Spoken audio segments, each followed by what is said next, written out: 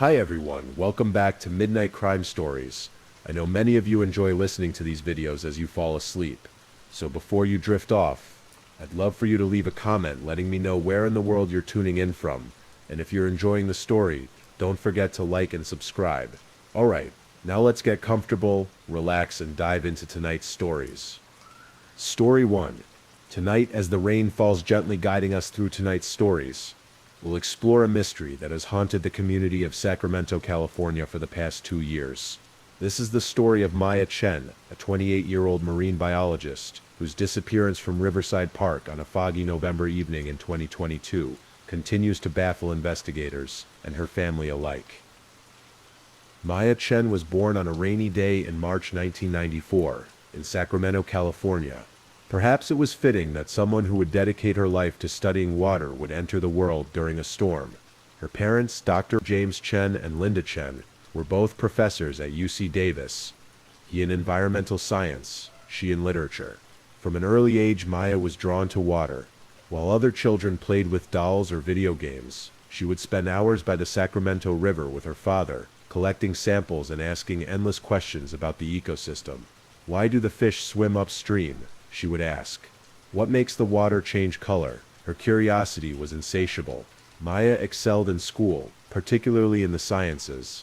Her high school biology teacher, Mrs. Sarah Rodriguez, still remembers her fondly. Maya had this way of seeing connections that others missed. She would later tell investigators.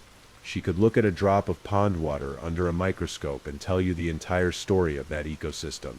After graduating valedictorian from Kennedy High School in 2012, Maya attended Stanford University, where she earned her bachelor's degree in marine biology with highest honors.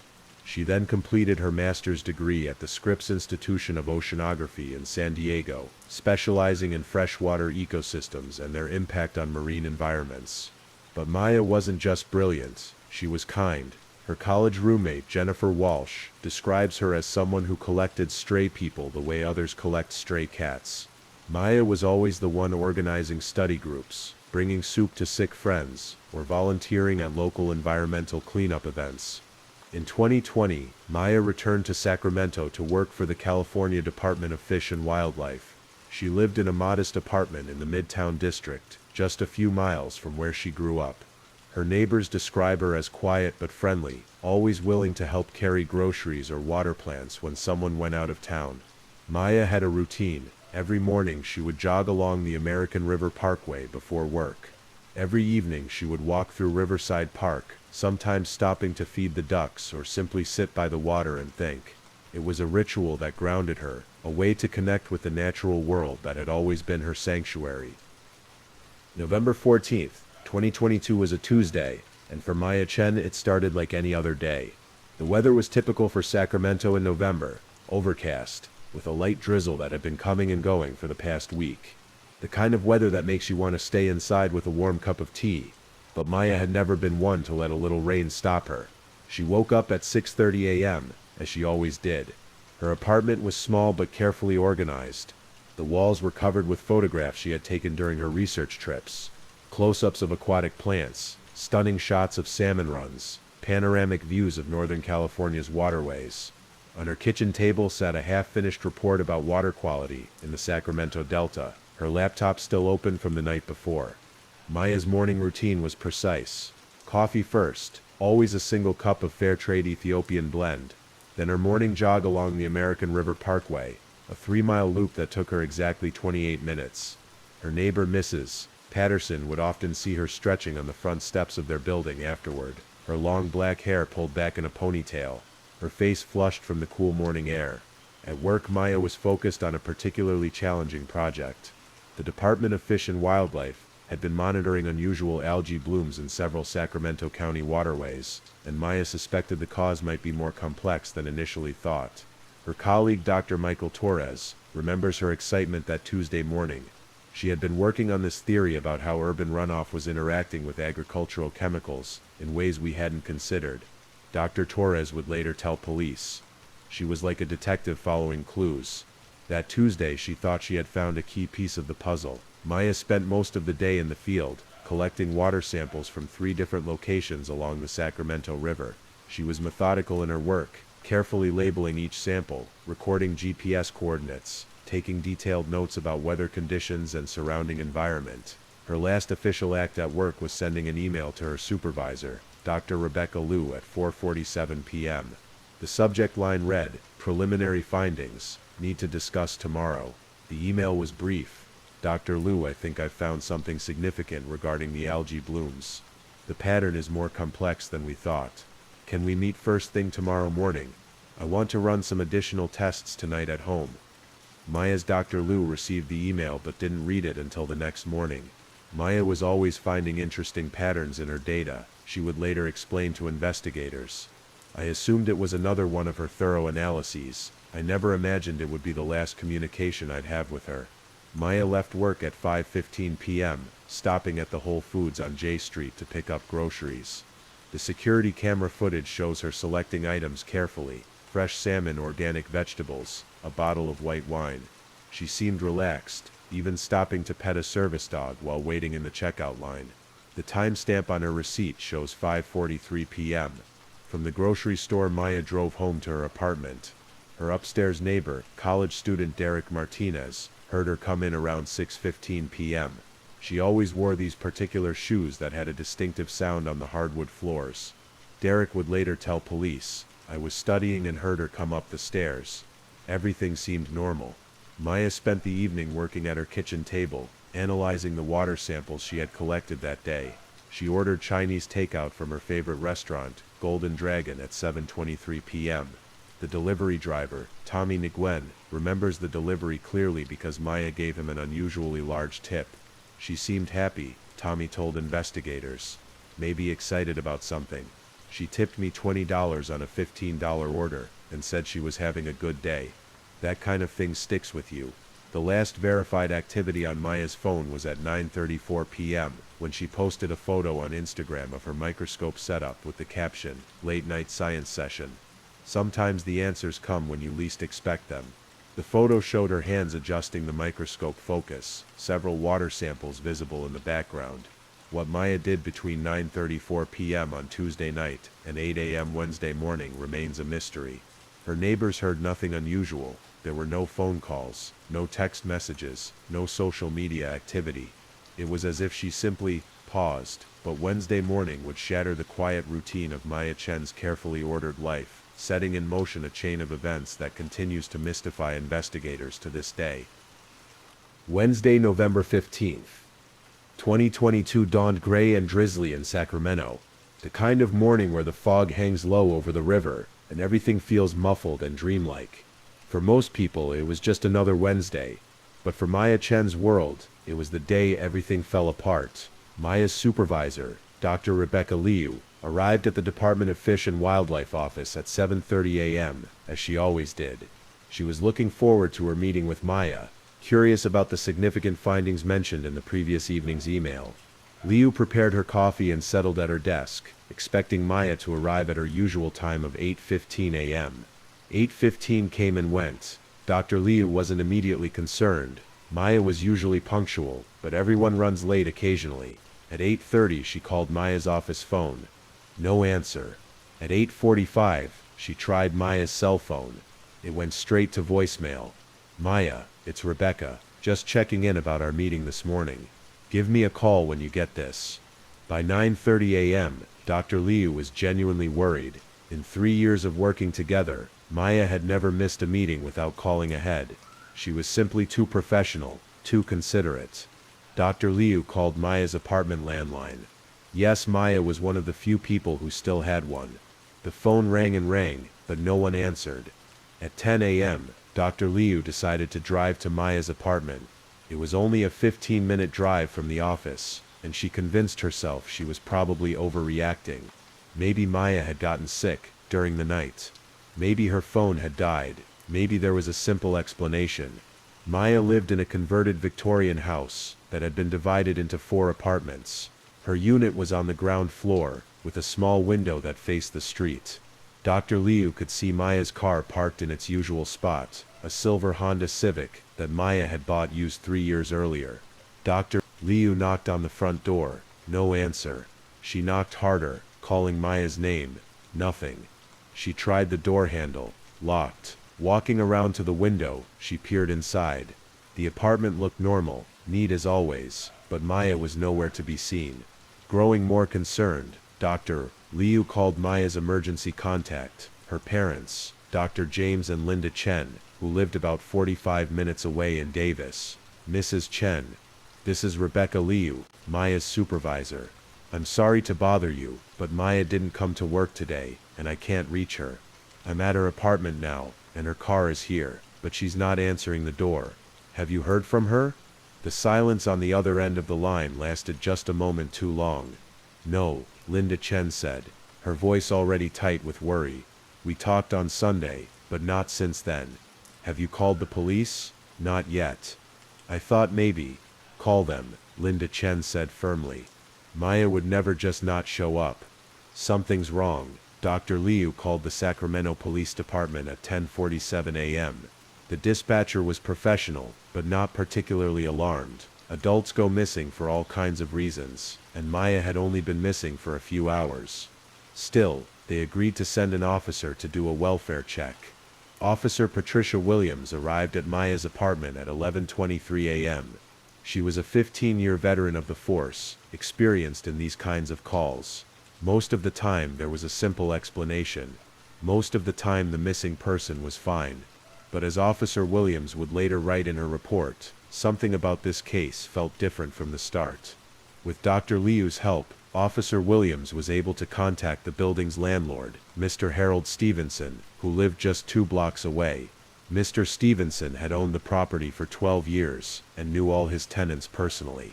Maya, he said, was his ideal renter, quiet, responsible, always paid her rent early.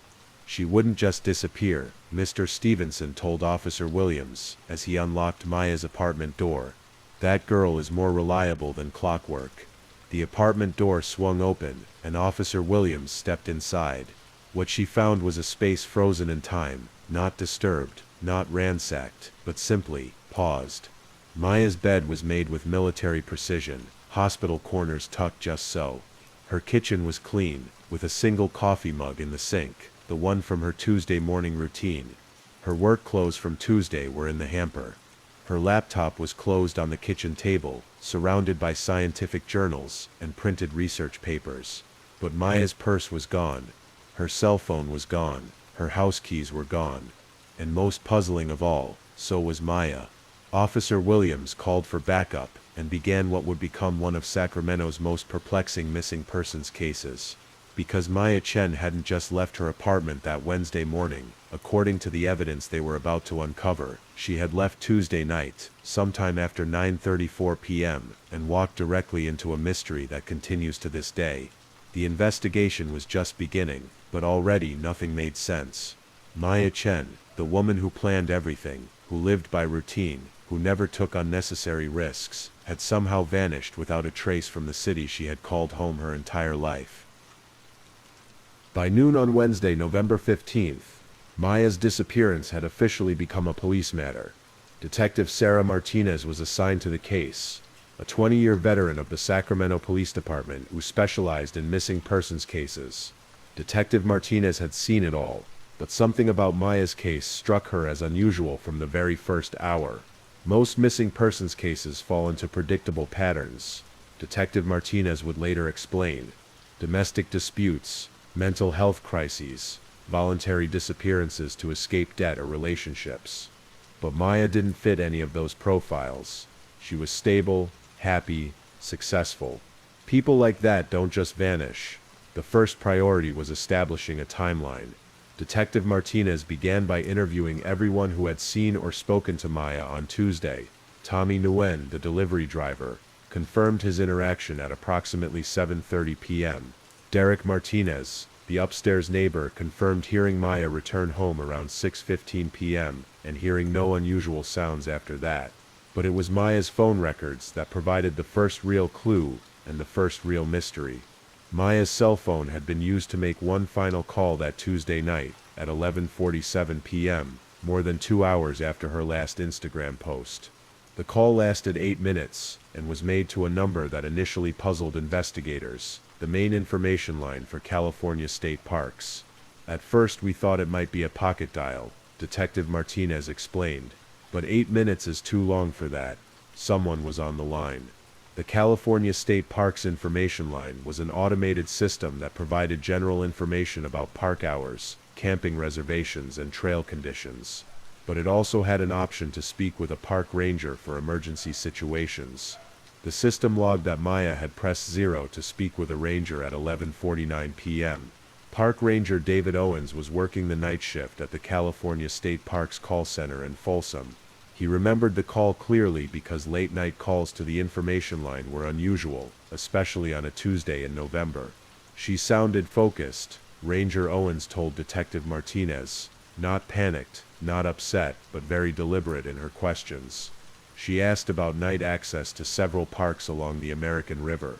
Specifically, she wanted to know about Riverside Park, and whether it was legal to be there after hours for scientific research purposes. Riverside Park was a 23-acre green space along the American River, about 2 miles from Maya's apartment. It was popular with joggers, families, and dog walkers during the day, but largely deserted after sunset. The park officially closed at 10 p.m., but it wasn't uncommon for researchers to get special permits for after-hours work. I told her that researchers could apply for permits, but it usually took several days to process, Ranger Owens continued. She asked if there were any exceptions for urgent environmental monitoring. I explained that in cases of potential environmental hazards, researchers could sometimes get verbal approval from a supervisor, but they needed to file paperwork within 48 hours.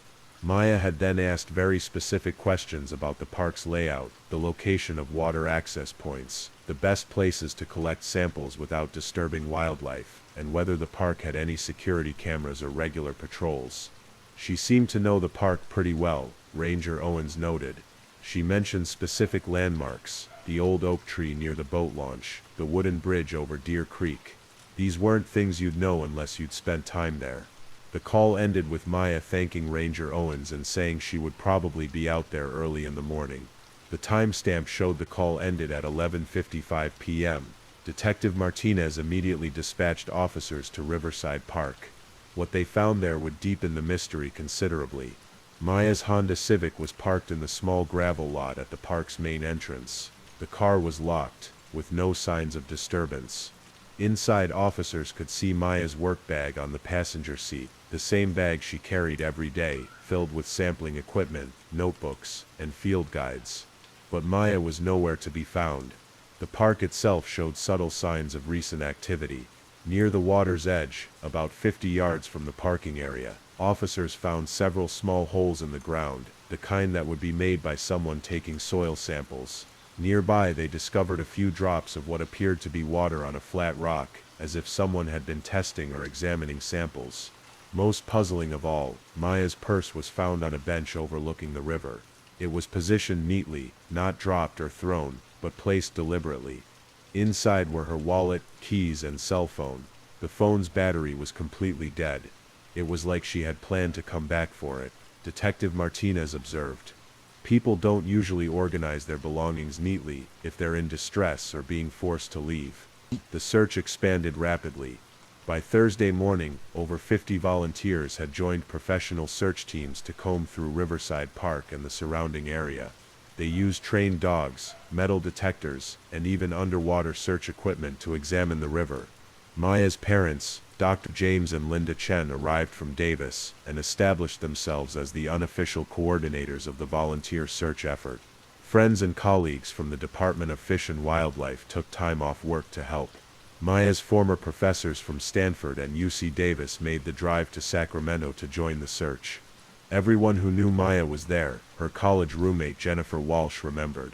She had touched so many lives. People wanted to help because they couldn't imagine a world without Maya in it. But as the hours turned into days, the search teams found nothing. No clothing, no equipment, no additional clues.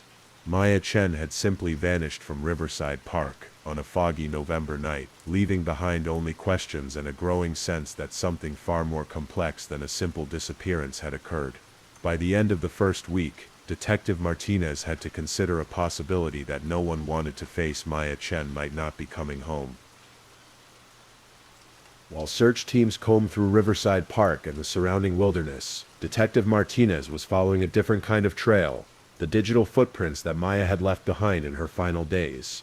In 2022, most people's lives were thoroughly documented online, and Maya was no exception. But what the electronic evidence revealed only deepened the mystery. Maya's laptop, still open on her kitchen table, became a crucial piece of evidence. The computer hadn't been touched since Tuesday night, and its browsing history painted a picture of someone who had stumbled onto something significant between 7:45 p.m. and 9:30 p.m. on Tuesday. After she had received her Chinese food delivery, Maya had conducted extensive research online. But she wasn't just looking up scientific articles about algae blooms, as her colleagues might have expected.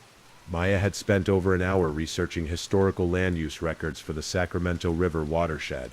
She had accessed county databases, environmental impact reports dating back to the 1980s, and even old newspaper archives from the Sacramento Bee.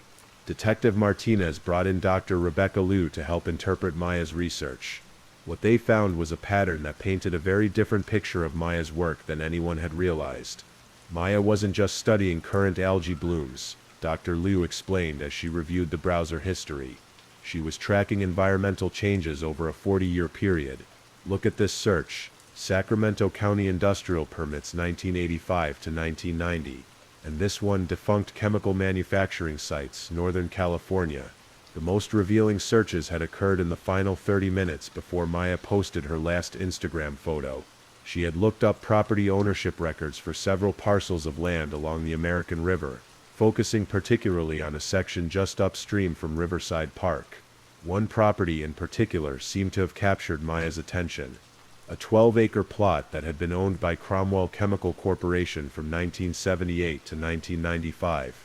The company had manufactured agricultural pesticides and industrial solvents before going bankrupt and abandoning the site. Maya had spent 20 minutes reading a 1994 environmental assessment report about groundwater contamination at the former Cromwell site. The report, buried deep in state regulatory archives, detailed significant chemical residue found in soil samples and recommended ongoing monitoring of downstream water quality. That's the missing piece, Dr. Liu realized as she read through the report. Maya wasn't just studying algae blooms, she was tracking the source of contamination. The Cromwell site is directly upstream from where we've been finding the most severe algae activity. But Maya's online research had gone even further. She had looked up current ownership of the former Cromwell property and discovered it had been purchased in 2018 by Riverside Development Corporation, a company planning to build luxury condominiums on the site. The environmental impact study for the proposed development, Maya had discovered, made no mention of the previous chemical contamination. According to the documents she had found, the development company claimed the land had been thoroughly remediated and posed no environmental risks. Maya's final online search, conducted at 9:28 p.m., just 6 minutes before her last Instagram post, was for the phone number of the Sacramento County Environmental Health Department's anonymous tip line. Detective Martinez immediately contacted the department to see if Maya had called. They had no record of any call from Maya's number, but the tip line supervisor, Maria Santos, provided an important detail. "We did receive an anonymous call late Tuesday night," Maria told Detective Martinez. "Around midnight, I think. Someone reported possible environmental violations at a development site along the American River. They said they had evidence of improper site remediation and potential groundwater contamination." The caller had refused to give their name but had promised to provide detailed documentation within the next few days. The call had lasted less than 5 minutes, and the caller had hung up when asked for contact information. "The timing fits," Detective Martinez noted. Maya makes her Instagram post at 9:34 p.m., then spends some time preparing her evidence. She calls the Park Service at 11:47 p.m. to ask about after-hours access for research, then calls the environmental tip line around midnight to report her findings. But why had Maya decided to go to Riverside Park that night? Dr. Liu thought she understood. Maya was a scientist first, everything else second, she explained. If she suspected illegal environmental activity, she would want ironclad proof before making accusations. She probably went to the park to collect additional water and soil samples from the area downstream from the Cromwell site. This theory was supported by Maya's text message history. Detective Martinez discovered that Maya had sent a message to her former graduate school advisor, Dr. Patricia Hoffman, at Scripps at 10:15 p.m. on Tuesday night. The message read, "Dr. Hoffman, I think I've uncovered something big here in Sacramento. Possible corporate cover-up of environmental contamination. We'll have definitive proof by tomorrow. This could be significant for both public health and my career. We'll call you Thursday with details." Dr. Hoffman had replied immediately, "Maya, be careful. If you're dealing with potential corporate malfeasance, make sure you document everything properly and consider contacting authorities before going public. Environmental whistleblowing can be dangerous." Maya had read the message her phone showed read at 10:22 p.m. but never replied. The digital evidence painted a clear picture. Maya Chen had discovered what she believed to be a serious environmental cover-up. She had decided to gather additional evidence under the cover of darkness, planning to present her findings to authorities the next day. But somewhere between her late-night research and her planned morning meeting with Dr. Liu, Maya had vanished. The question that haunted Detective Martinez was whether Maya's disappearance was connected to her environmental investigation, or whether it was simply terrible timing, a brilliant young scientist who had walked into danger while pursuing the truth. As the investigation entered its second week, Detective Martinez was beginning to suspect that Maya Chen's disappearance was far more complex than a simple missing person case. She was starting to believe that Maya had uncovered something that someone desperately wanted to keep hidden. Detective Martinez's investigation took a crucial turn when she decided to dig deeper into the corporate entities connected to the former Cromwell Chemical site.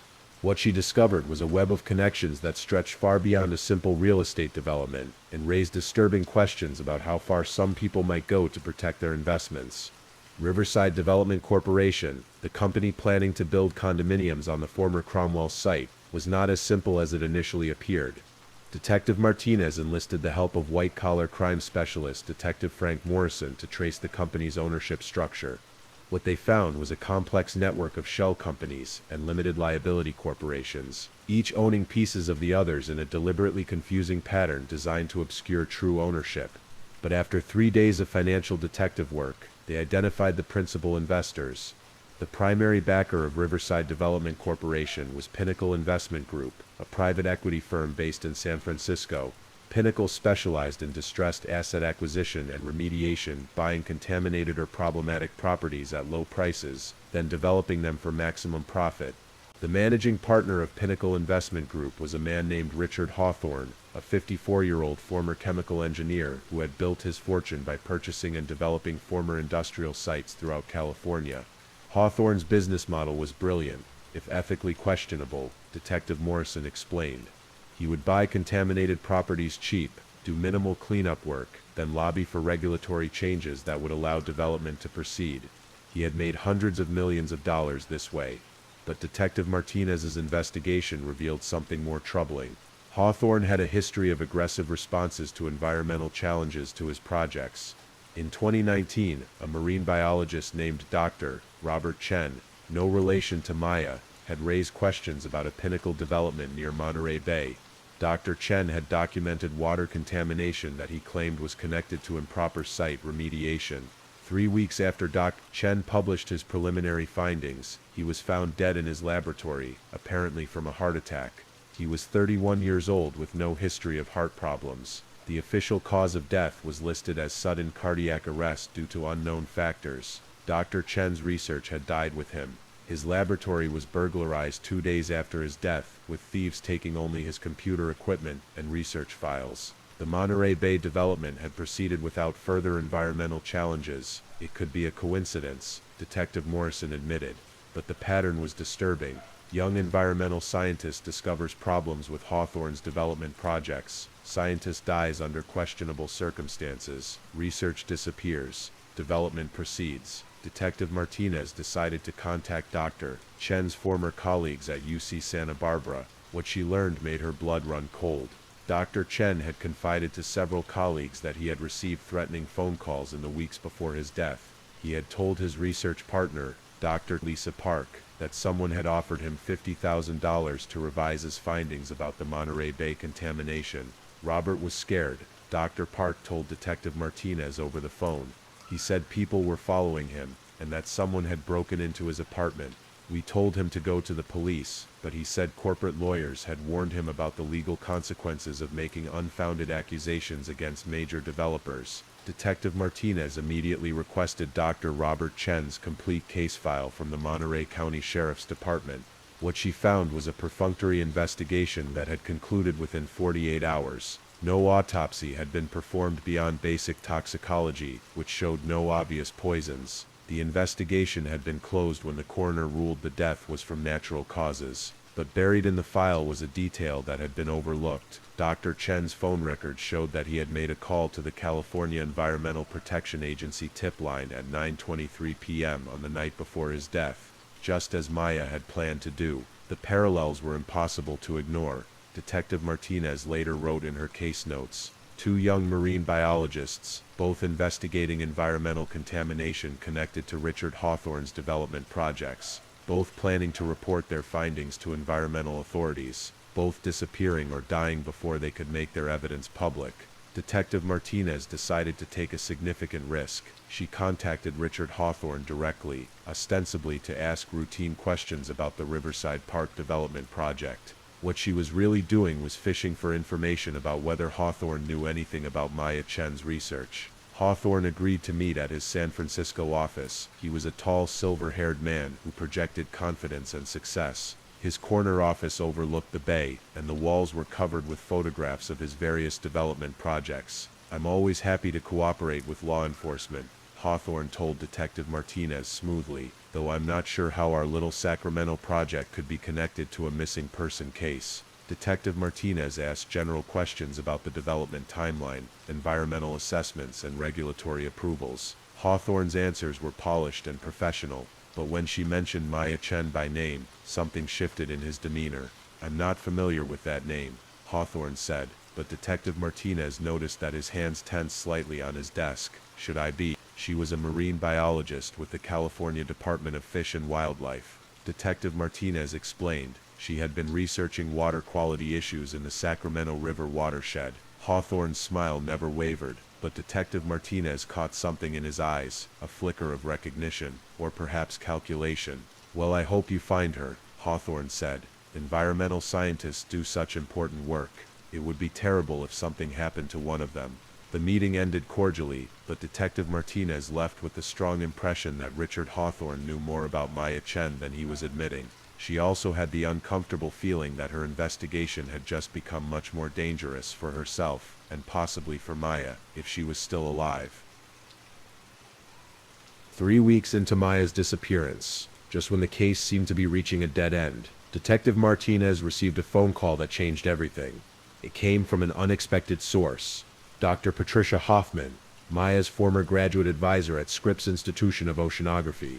"Detective Martinez, this is Dr. Hoffman from Scripps. I think I have something important about Maya Chen. She sent me an email on Tuesday night, November 15th, the night she disappeared. But I didn't see it until today because it went to my spam folder." Detective Martinez felt her pulse quicken. "What did the email say?" "It's not what she said, it's what she sent," Dr. Hoffman replied. "Maya attached a complete data package, water samples analysis, soil composition reports, historical contamination records, everything. She documented a systematic cover-up of environmental contamination that goes back decades." The email had been sent at 11:15 p.m. on Tuesday night, between Maya's call to the Park Service and her call to the environmental tip line. The subject line read, "Insurance policy, please keep safe." In the email Maya had written, "Dr. Hoffman, if you're reading this, something may have happened to me. I've uncovered evidence of serious environmental crimes connected to the former Cromwell chemical site in Sacramento. The attached files contain everything I've found. If I don't contact you within 72 hours, please forward this information to the FBI Environmental Crimes Unit and the Sacramento Bee Investigative Team. The public has a right to know." Maya's data package was devastating. She had traced contamination from the Cromwell site through 15 years of water quality reports, showing how chemical residue had been systematically flowing into the American River ecosystem. But more damning still, She had uncovered evidence that Riverside Development Corporation knew about the contamination and had falsified remediation reports to obtain building permits. Maya had found internal company emails, Dr. Hoffman explained to Detective Martinez. Communications between Richard Hawthorne and his environmental consultants discussing how to manage the contamination data. One email specifically mentioned the need to ensure that local researchers don't stumble onto inconvenient facts. The most chilling document in Maya's package was a memo dated just 2 weeks before her disappearance.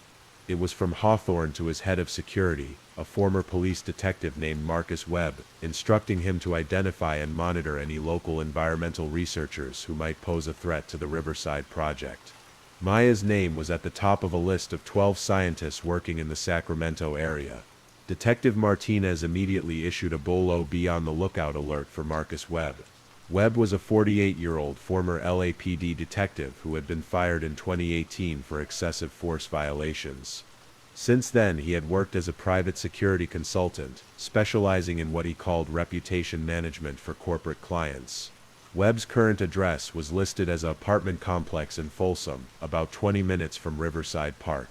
When Detective Martinez and her team arrived at the address, they found the apartment empty. According to neighbors, Webb had moved out suddenly about 2 weeks earlier, leaving no forwarding address.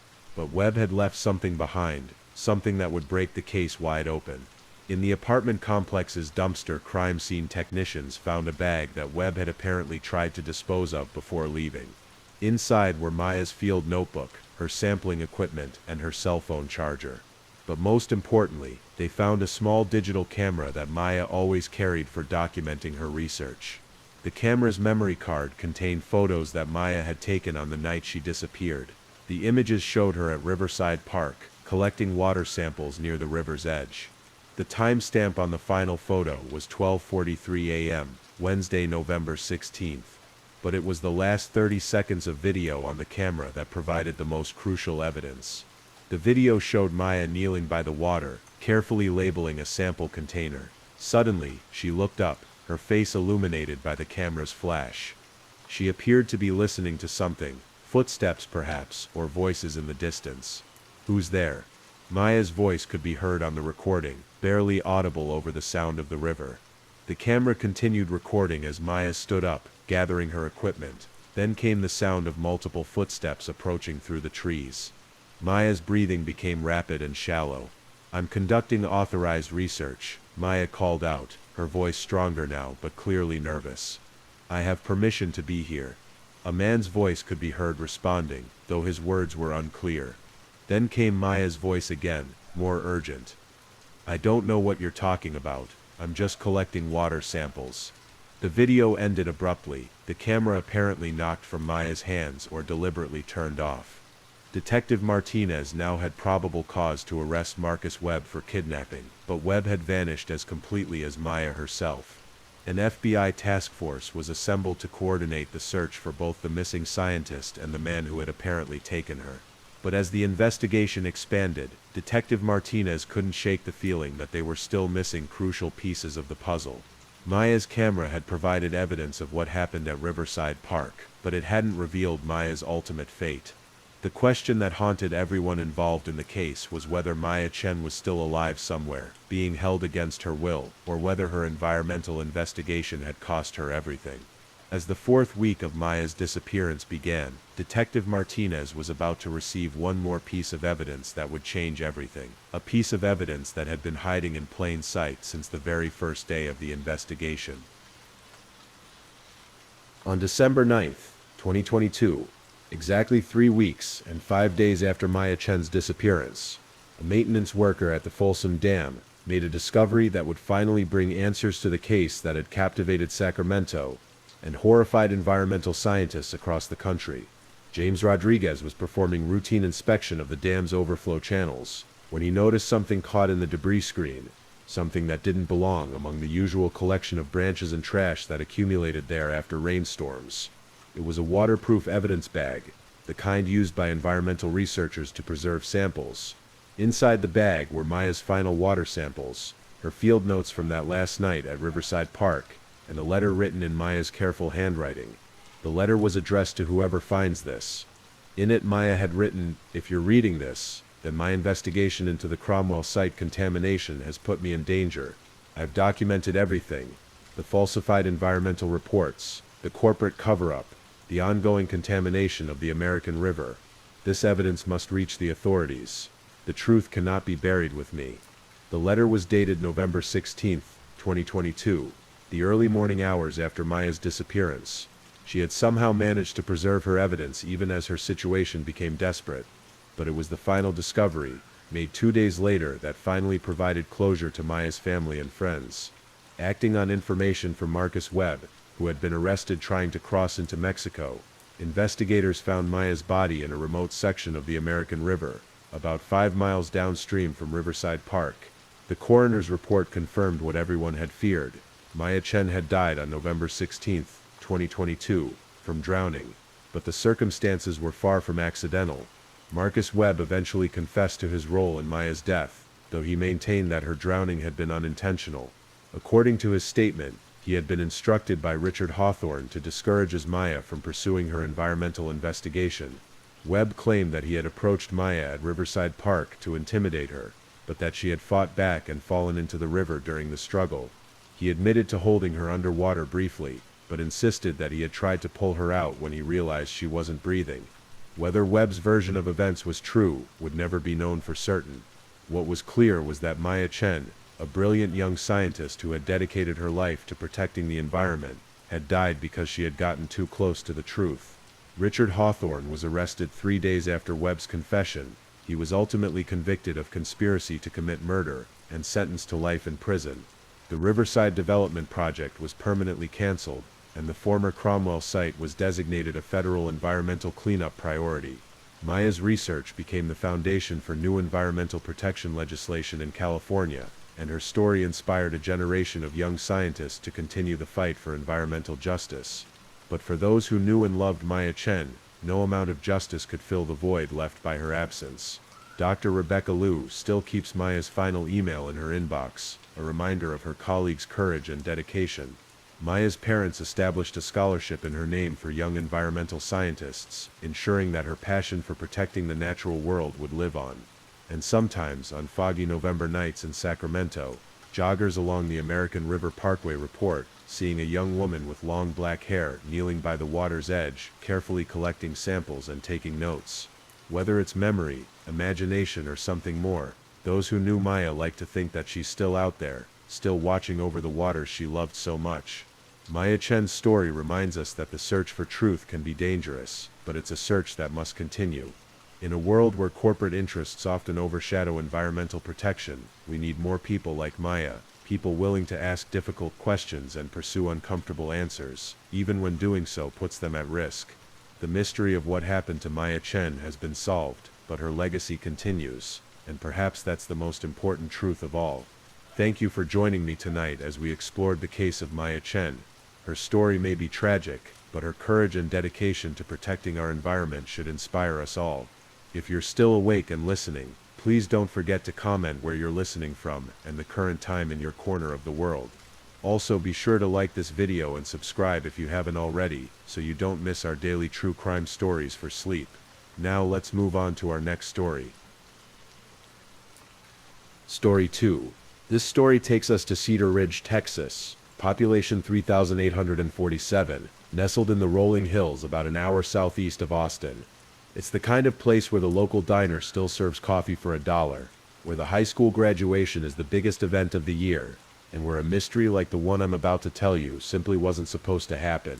The strange disappearance of James Jimmy Caldwell, a 34-year-old veterinarian, whose vanishing on a humid August night in 2024 has left an entire community questioning everything they thought they knew about their peaceful little town.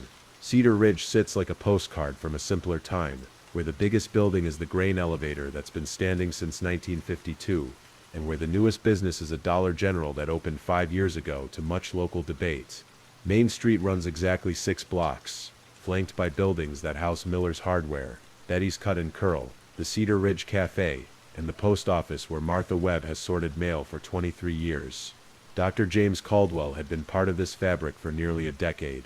He'd arrived in Cedar Ridge in 2015, fresh out of veterinary school at Texas AANDM, drawn not by high-paying opportunities, but by something harder to define, but the appeal of a place where your work mattered, where you knew every dog by name and every farmer by their troubles. Jimmy, as everyone called him, had grown up in Houston, but you'd never know it from watching him work. He had a way with animals that seemed almost mystical to the local farmers. Cattle that refused to cooperate for other vets would stand calmly for Jimmy. Horses with behavioral problems would gentle under his touch. Even the meanest barn cats would purr when he examined them. Jimmy had what my grandfather used to call the gift, said Eleanor Martinez, whose family ranch had relied on Jimmy's services for years. Some people are just born understanding animals. Jimmy was one of those people. The Cedar Ridge Veterinary Clinic occupied a converted house on Elm Street, painted white with green shutters, surrounded by old oak trees that provided blessed shade during the brutal Texas summers. Jimmy lived in the apartment above the clinic, a practical arrangement that meant he was always available for emergencies. And in rural Texas, animal emergencies didn't follow business hours. Jimmy's routine was as predictable as the sunrise. He arrived downstairs at his clinic every morning at 7 a.m. sharp, coffee in hand, usually wearing jeans and boots that had seen better days but were broken in just right for a day of large animal work. He'd spend the morning on scheduled appointments, vaccinations, wellness checks, the occasional surgery. Afternoons were often dedicated to farm calls, driving his white pickup truck to ranches scattered across 3 counties. But Jimmy wasn't all work. He played guitar at the monthly community center gatherings, volunteered at the annual livestock show, and had been quietly dating Sarah Chen, the town's only pharmacist, for about 2 years. Sarah had moved to Cedar Ridge from Dallas, drawn by the slower pace and lower cost of living, and she and Jimmy had bonded over being transplants trying to build lives in small-town Texas. Jimmy was the steadiest person I ever knew, Sarah would later tell investigators. He was never late, never forgot an appointment, never broke a promise. If Jimmy said he'd be somewhere at a certain time, he was there 5 minutes early. This reliability made what happened on August 15, 2024, so completely baffling. August 15, 2024. Dawned hot and humid, typical for East Texas in the middle of summer. The temperature was already 78 degrees at sunrise, with the promise of reaching 102 by afternoon. Jimmy arrived at his clinic right on schedule, unlocking the front door and switching on the lights that illuminated the small waiting room with its mismatched chairs and walls covered in photos of grateful pets. His first appointment was at 8 a.m. mass routine vaccinations for the Patterson family's 3 dogs. Mrs. Patterson later remembered Jimmy seeming perfectly normal, chatting about the weather and asking about her grandson's Little League season. He'd scheduled a light morning, knowing he had a big farm call that afternoon at the Riverside Ranch, where he needed to pregnancy check about 40 head of cattle. Around 10 a.m., Jimmy received a phone call that his receptionist, Maria Santos, would later describe to police as unusual. Maria had worked for Jimmy for 4 years and knew his patterns well. Most calls to the clinic were either scheduled appointments or farm emergency calls, straightforward, professional conversations. This call was different. Maria could only hear Jimmy's side of the conversation, but what she heard puzzled her. He kept saying, "Are you sure? And when did this happen?" Maria recalled. Then he got very quiet and just listened for a long time. At the end, he said, "I'll take care of it," in this serious voice I'd never heard him use before. After the call, Jimmy seemed distracted. He completed his morning appointments competently. Jimmy was too professional to let personal matters interfere with animal care. But Maria noticed he kept checking his phone and seemed to be thinking about something else. At noon, Jimmy told Maria he was going to grab lunch at the Cedar Ridge Cafe before heading out to Riverside Ranch. This was normal. Jimmy often ate at the cafe, where Betty Morrison served the kind of home cooking that reminded him of his grandmother's kitchen back in Houston. Betty Morrison had been running the Cedar Ridge Cafe for 15 years, and she prided herself on knowing every customer's usual order. Jimmy always got the chicken fried steak with mashed potatoes and green beans, sweet tea, and a slice of buttermilk pie if she'd made it fresh that morning. But on August 15th, Jimmy broke pattern. He ordered just a cup of coffee and sat in the corner booth, constantly checking his phone. Betty later told investigators that Jimmy seemed worried about something and kept looking out the window toward Main Street. "I asked him if everything was all right," Betty remembered. "He just said he had a lot on his mind and apologized for being distracted." Jimmy was always polite, even when something was bothering him. Jimmy left the cafe around 12:45 p.m., telling Betty he'd see her tomorrow, a promise he wouldn't keep. He walked the 2 blocks back to his clinic, where Maria saw him gathering supplies for the afternoon farm call. Large animal pregnancy checks required specific equipment: ultrasound machine, gloves, lubricant, and pregnancy test strips. At 1:15 p.m., Jimmy loaded his truck with the afternoon supplies and told Maria he'd be back around 5 p.m. Riverside Ranch was about 20 minutes away, and 40 pregnancy checks usually took about 3 hours, including paperwork and consultation with the ranch manager. "Drive safe," Maria called out as Jimmy climbed into his truck.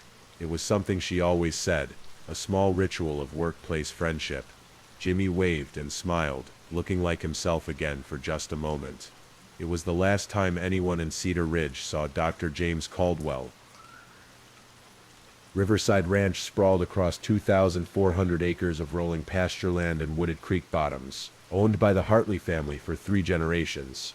Ranch manager Tom Hartley had worked with Jimmy on dozens of cattle calls over the years, and considered the young vet not just a professional contact, but a friend. Tom was waiting in the main barn at 1:30 p.m. when Jimmy was supposed to arrive. By 1:45, he started checking the ranch road for Jimmy's familiar white pickup. By 2 p.m., Tom was getting concerned. Jimmy was never late, especially not for big jobs like pregnancy checking an entire herd. Tom called Jimmy's cell phone. It went straight to voicemail. "Hey Jimmy, it's Tom at Riverside. Just checking to see if you're running late or having truck trouble. Give me a call when you get this." By 2:30 p.m., Tom called the veterinary clinic.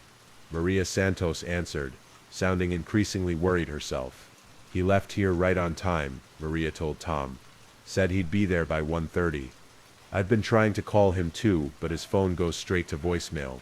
Tom decided to drive the route Jimmy would have taken from town to the ranch. Farm Road 1847 was a 2-lane blacktop that wound through pine forests and open pastures, with few houses and even fewer businesses. It was the kind of road where a breakdown or accident could leave someone stranded for hours.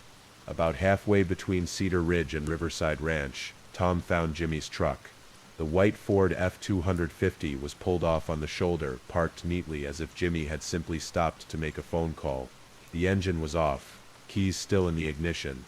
Jimmy's veterinary supplies were still loaded in the back, untouched. His coffee cup sat in the center console, still half full, but Jimmy was nowhere to be found. Tom called 911 immediately. Cedar Ridge had its own police department, but it consisted of just 3 officers and a chief, so the Caldwell County Sheriff's Department took the lead on the investigation. Deputy Sheriff Lisa Rodriguez arrived at the scene within 20 minutes, followed shortly by Sheriff Mike Thompson himself. "In 20 years of law enforcement, I've seen a lot of strange things," Sheriff Thompson would later reflect. But finding an abandoned vehicle with no signs of struggle, no evidence of foul play, and no logical explanation for why someone would just walk away, that stays with you. The initial scene investigation revealed few clues. Jimmy's truck showed no signs of mechanical problems. The doors were unlocked, which wasn't unusual in rural Texas, where many people still didn't lock their vehicles. His wallet was in the glove compartment, containing $247 in cash and all his credit cards. His cell phone was missing. Most puzzling was the location itself. The truck was parked along a straight stretch of road with clear visibility in both directions. There were no intersecting roads nearby, no buildings, no reason for Jimmy to have stopped there unless he'd experienced a mechanical problem or received an urgent phone call. A search of the immediate area found no trace of Jimmy. The roadside ditches were empty except for the usual rural debris: beer cans, fast food wrappers, and the occasional hubcap. The fence line separated the road from a pasture where cattle grazed peacefully, showing no signs of disturbance. As news of Jimmy's disappearance spread through Cedar Ridge, volunteers began arriving at the scene. By evening, more than 50 people had joined the search, including farmers with tractors and all-terrain vehicles, members of the volunteer fire department, and neighbors who had simply closed their businesses early to help look for the missing veterinarian. "Jimmy had helped every one of us at some point," said hardware store owner Bill Miller. "When your animals are in trouble and you call the vet, it doesn't matter if it's Christmas morning or the middle of a thunderstorm. Jimmy would come." We owed it to him to look for him with the same dedication. The search continued until well after dark, using flashlights and vehicle headlights to scan the ditches, creek beds, and wooded areas near where Jimmy's truck had been found. They found nothing. The next morning brought Texas Department of Public Safety investigators to Cedar Ridge, along with a canine unit from Austin. The German Shepherd named Rex was trained in tracking missing persons, and his handler, Officer Patricia Vega, had successfully located dozens of lost hikers, runaway children, and Alzheimer's patients over her 10-year career. Rex immediately picked up Jimmy's scent from items taken from his apartment above the clinic. The dog led investigators from Jimmy's truck along the roadside for about 50 yards, then stopped at a gate leading into the pasture. The trail went cold there, as if Jimmy had simply vanished into thin air. "Dogs don't lie," Officer Vega explained to the assembled searchers. "Rex tracked Jimmy's scent to that gate, then lost it completely. Either Jimmy got into a vehicle at that point, or something happened that eliminated his scent trail." The investigation expanded to include Jimmy's personal life, something that made the tight-knit community of Cedar Ridge uncomfortable. Sheriff Thompson knew that most missing person cases involved domestic disputes, financial problems, or other personal issues, but probing into Jimmy's private affairs felt like a violation of the trust the community had placed in their beloved veterinarian. Financial records revealed nothing suspicious. Jimmy had a modest savings account, no unusual debts, and no large transactions in the weeks before his disappearance. His student loans from veterinary school were current, his business was profitable, and he had no gambling debts or other financial pressures that might motivate someone to disappear voluntarily. Interviews with friends and colleagues painted a picture of a content, stable man with no apparent reason to abandon his life. Jimmy loved his work, was committed to his relationship with Sarah Chen, and had been making plans for the future. He'd recently talked about expanding his practice, and had put a deposit down on a small ranch he hoped to buy the following year. The idea that Jimmy would just walk away from his life is ridiculous, Sarah told investigators through tears. "We'd been talking about getting engaged. He'd shown me the ring he wanted to buy. Jimmy was building a life here, not running from one." The mysterious phone call Jimmy had received that morning became a focus of the investigation. Phone records showed the call had come from a prepaid cell phone that had been purchased with cash at a Walmart in Austin 3 days earlier. The phone had made only one call to Jimmy's clinic, and had gone silent immediately afterward. "Burner phones are almost always bad news in missing person cases," explained DPS investigator Carol Martinez, who had been called in specifically because of her experience with complex disappearances. "Someone wanted to contact Jimmy without being traced. The question is whether Jimmy knew the caller, or if this was something more sinister." The investigation team attempted to track the prepaid phone's movements using cell tower data, but the phone had apparently been turned off immediately after the call to Jimmy's clinic. Walmart's security cameras from 3 days earlier were reviewed, but the person who purchased the phone had paid cash and kept their face turned away from the cameras. Clearly someone who knew how to avoid identification. Meanwhile, the search for Jimmy continued. Volunteer teams combed through hundreds of acres of countryside, checking old wells, abandoned buildings, and creek beds. Helicopter searches covered thousands more acres, looking for any sign of clothing, disturbance, or worse. Local farmers granted permission for searchers to examine their property, and many joined the effort themselves. The Texas Rangers were called in after the first week, bringing additional resources and expertise to what was becoming one of the most puzzling missing person cases in the region's recent history. Ranger Captain David Stone had worked similar cases across the state, but he admitted that Jimmy's disappearance had unusual elements. Most people who disappear voluntarily leave some kind of trail: missed credit card use, phone calls, sightings by witnesses, Captain Stone explained. People who disappear involuntarily usually leave evidence of struggle or foul play. Jimmy's case has neither. It's like he simply ceased to exist at that gate, on Farm Road 1847. As the investigation stretched into its second week, certain uncomfortable truths about Cedar Ridge began to surface. Small towns have a way of keeping secrets, and Jimmy's disappearance had stirred up sediment that had been settled for years. The first revelation came from an unexpected source: Jimmy's banking records, which investigators had examined more thoroughly. While Jimmy's personal finances were clean, his business accounts showed some irregularities that hadn't been immediately apparent. Over the past year, Jimmy had been receiving payments from a company called Hill Country Consulting, payments that weren't connected to any veterinary services he provided. Hill Country Consulting turned out to be a shell company, with an address that led to a mailbox service in Austin. The payments to Jimmy totaled nearly $30,000 over 12 months, always in round numbers, $2,500 exactly, deposited on the 15th of each month. That's not how veterinary services are typically billed, noted forensic accountant Jennifer Walsh, who had been brought in to analyze Jimmy's financial records. Vet bills are usually odd amounts, $127.50 for a vaccination, $85.75 for an office visit. These payments look more like a salary or retainer.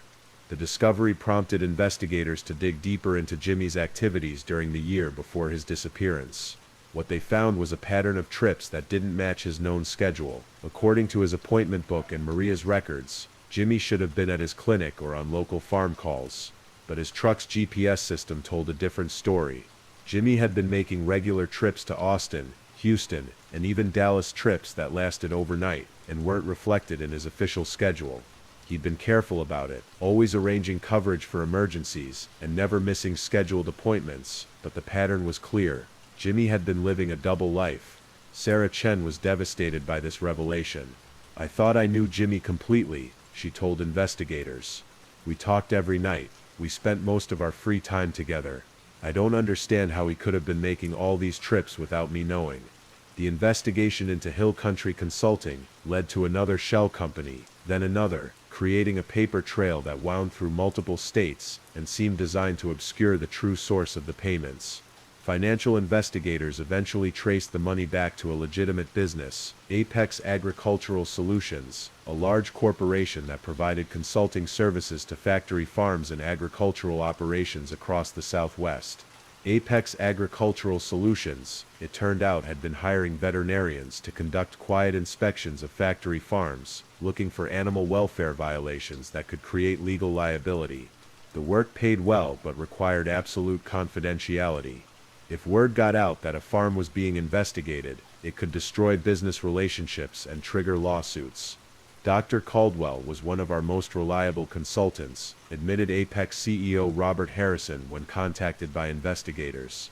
He had an excellent eye for animal welfare issues and was completely trustworthy. We're as shocked as anyone by his disappearance.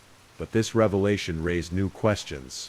Had Jimmy discovered something during one of his consulting jobs that put him in danger? Were the mysterious phone call and his subsequent disappearance connected to his work for Apex? Investigators began reviewing the factory farms Jimmy had inspected over the past year. Most were large operations with minimal violations, the kind of routine inspections that generated paperwork, but little controversy. But one farm stood out, Lone Star Livestock, a massive cattle operation in East Texas that Jimmy had visited just 2 weeks before his disappearance. Jimmy's report on Lone Star Livestock was damning. He'd found evidence of systematic animal abuse, unsafe conditions, and violations of federal animal welfare regulations.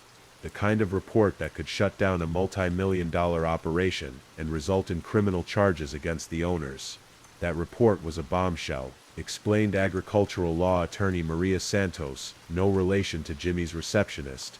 If it had been filed with federal regulators, Lone Star Livestock would have faced massive fines and possible criminal prosecution.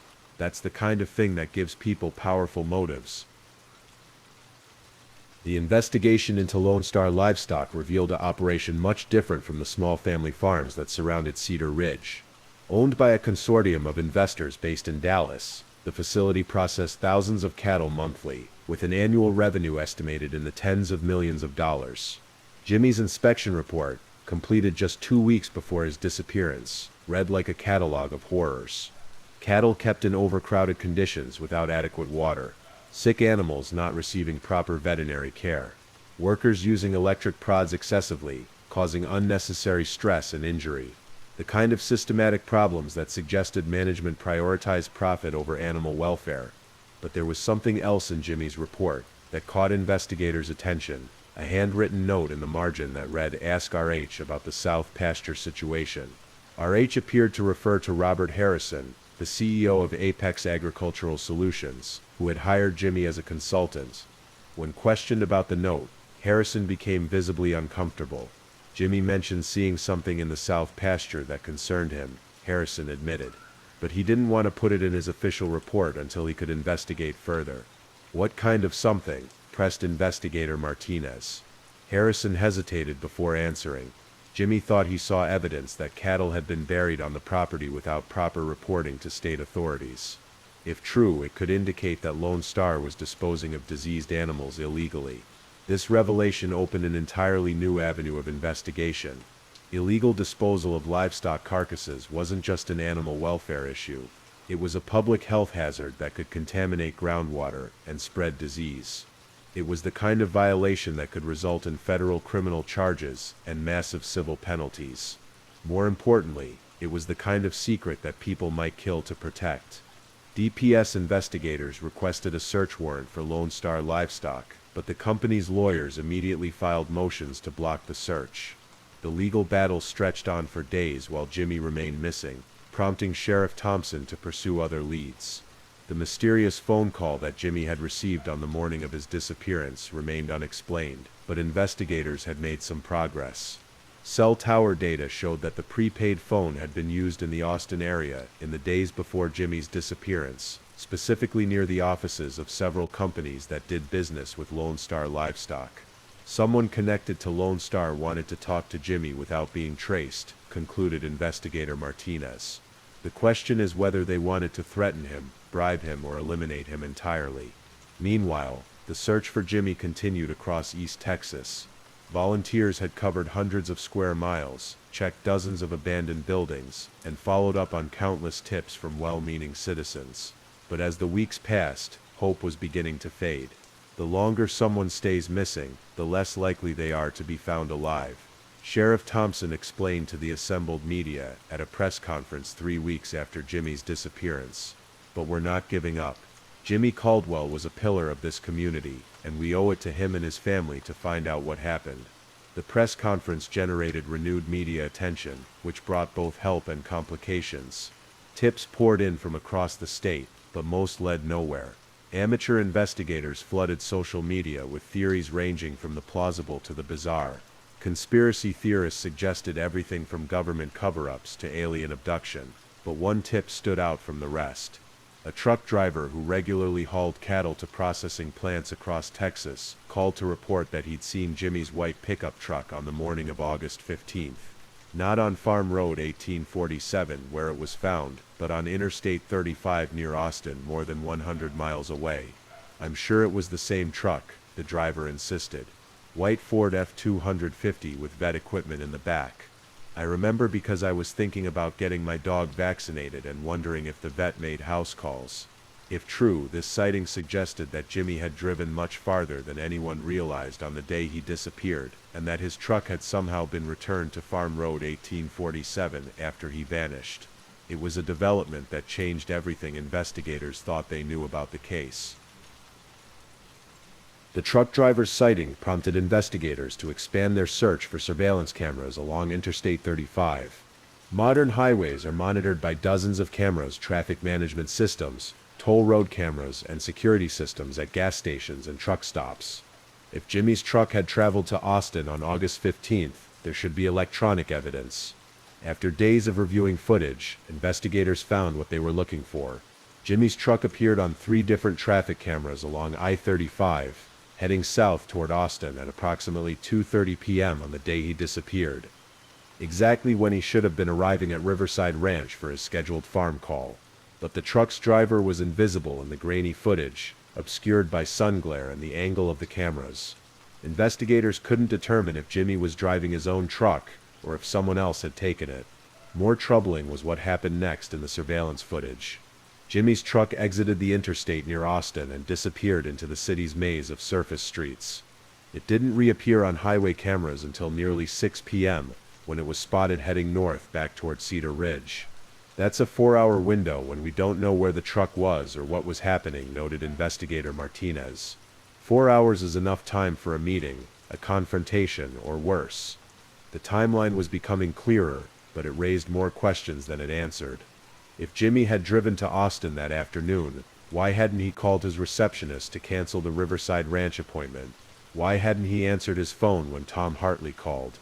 And most importantly, if Jimmy had driven to Austin voluntarily, Why was his truck found abandoned on a country road with no sign of him? The investigation took another dramatic turn when federal agents arrived in Cedar Ridge. The Bureau of Alcohol, Tobacco, Firearms and Explosives had been conducting their own investigation into Lone Star Livestock, based on tips that the operation might be involved in illegal activities beyond animal welfare violations. ATF agent Sarah Kim briefed local investigators on what federal agents had discovered. Lone Star Livestock was suspected of serving as a front for money laundering operations, using cattle sales to clean money from drug trafficking and other criminal enterprises. The operation was much larger and more sophisticated than anyone had realized. Dr. Caldwell may have stumbled into something much bigger than animal welfare violations, Agent Kim explained. If he discovered evidence of the money laundering operation, that would give certain people powerful motives to silence him. The federal investigation had been building cases against several individuals connected to Lone Star Livestock, but Jimmy's disappearance had accelerated their timeline. They couldn't risk losing their only potential witness to whatever had happened at the facility. Federal agents obtained the search warrant that local investigators had been unable to secure. The search of Lone Star Livestock was scheduled for dawn on September 15th, exactly 1 month after Jimmy's disappearance. The night before the search, Cedar Ridge felt different. Word had leaked that something big was happening, and the town buzzed with nervous energy. People gathered in small groups at the cafe and hardware store, speculating about what investigators might find, and whether it would finally reveal what had happened to their beloved veterinarian. Sarah Chen couldn't sleep that night. She sat in her apartment above the pharmacy, staring out at the dark streets of the town where she and Jimmy had planned to build a life together. I kept thinking that tomorrow we'd finally have answers, she later recalled. I didn't know if I wanted them or not. Sheriff Thompson spent the night reviewing case files, preparing for whatever the federal search might reveal. In his 20 years of law enforcement, he'd never handled a case that had generated so much attention or carried such high stakes. I kept thinking about Jimmy, Sheriff Thompson later reflected. Here was a good man who dedicated his life to helping animals and serving his community. If we couldn't find justice for someone like Jimmy Caldwell, what did that say about all of us? As dawn approached on September 15th, a convoy of federal agents, local investigators, and search specialists prepared to enter Lone Star Livestock. Whatever secrets the facility held were about to be revealed. The federal search of Lone Star Livestock began at sunrise on September 15, 2024. More than 30 agents from various agencies descended on the facility, armed with search warrants that covered every building, vehicle, and acre of the property. What they found exceeded even their worst expectations. The main cattle processing area revealed the animal welfare violations that Jimmy had documented, but they were minor compared to what agents discovered in the facility's administrative offices. Computers contained detailed records of a money laundering operation that had processed millions of dollars through fake cattle sales over the past 3 years. But the most significant discovery came in the south pasture that Jimmy had noted in his report. Ground-penetrating radar revealed multiple burial sites where cattle carcasses had been illegally disposed of. But the sites also contained something else. Mixed in with the animal remains were traces of human DNA. It wasn't Jimmy. Agent Kim was quick to clarify when the news reached Cedar Ridge. The DNA evidence suggests multiple individuals over several years.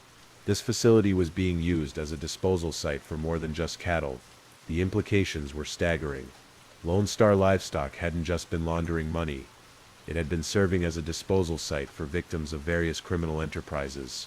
The remote location and existing infrastructure for processing large animals had made it an ideal location for making inconvenient problems disappear.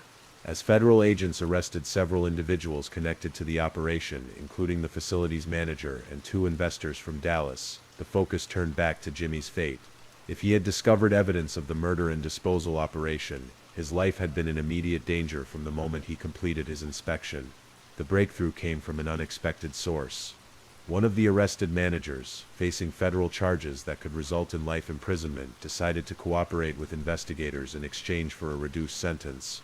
Marcus Webb, the facility's operations manager, provided details that finally explained Jimmy's disappearance. Jimmy had indeed discovered evidence of the disposal site during his August inspection, and he had attempted to gather more information before filing his report. but facility security had noticed his interest in the South Pasture and reported it to the criminal organization behind the operation. They decided Dr. Caldwell was too dangerous to let live, Webb told investigators. The plan was to make him disappear quietly without connecting it to the facility.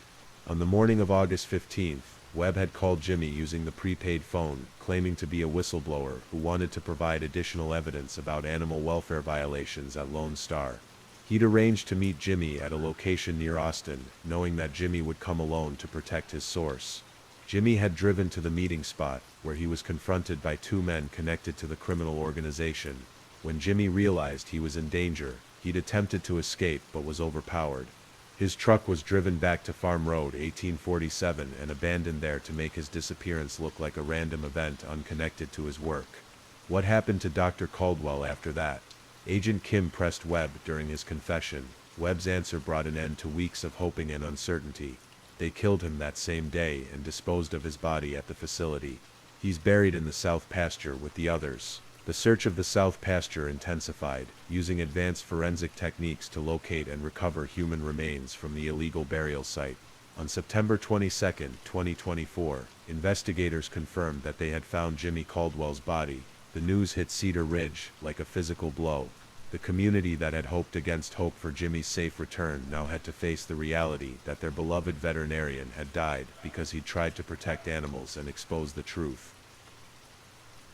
As I conclude on Jimmy Caldwell's story, the sounds of the Texas evening are quieting around us, just as the town of Cedar Ridge had to find a way to heal after learning the truth about Jimmy Caldwell's fate. The investigation that began with a simple missing person report had uncovered a criminal enterprise that stretched across multiple states and involved dozens of victims. Marcus Webb and 4 other individuals were ultimately convicted on federal charges, ranging from money laundering to multiple counts of murder.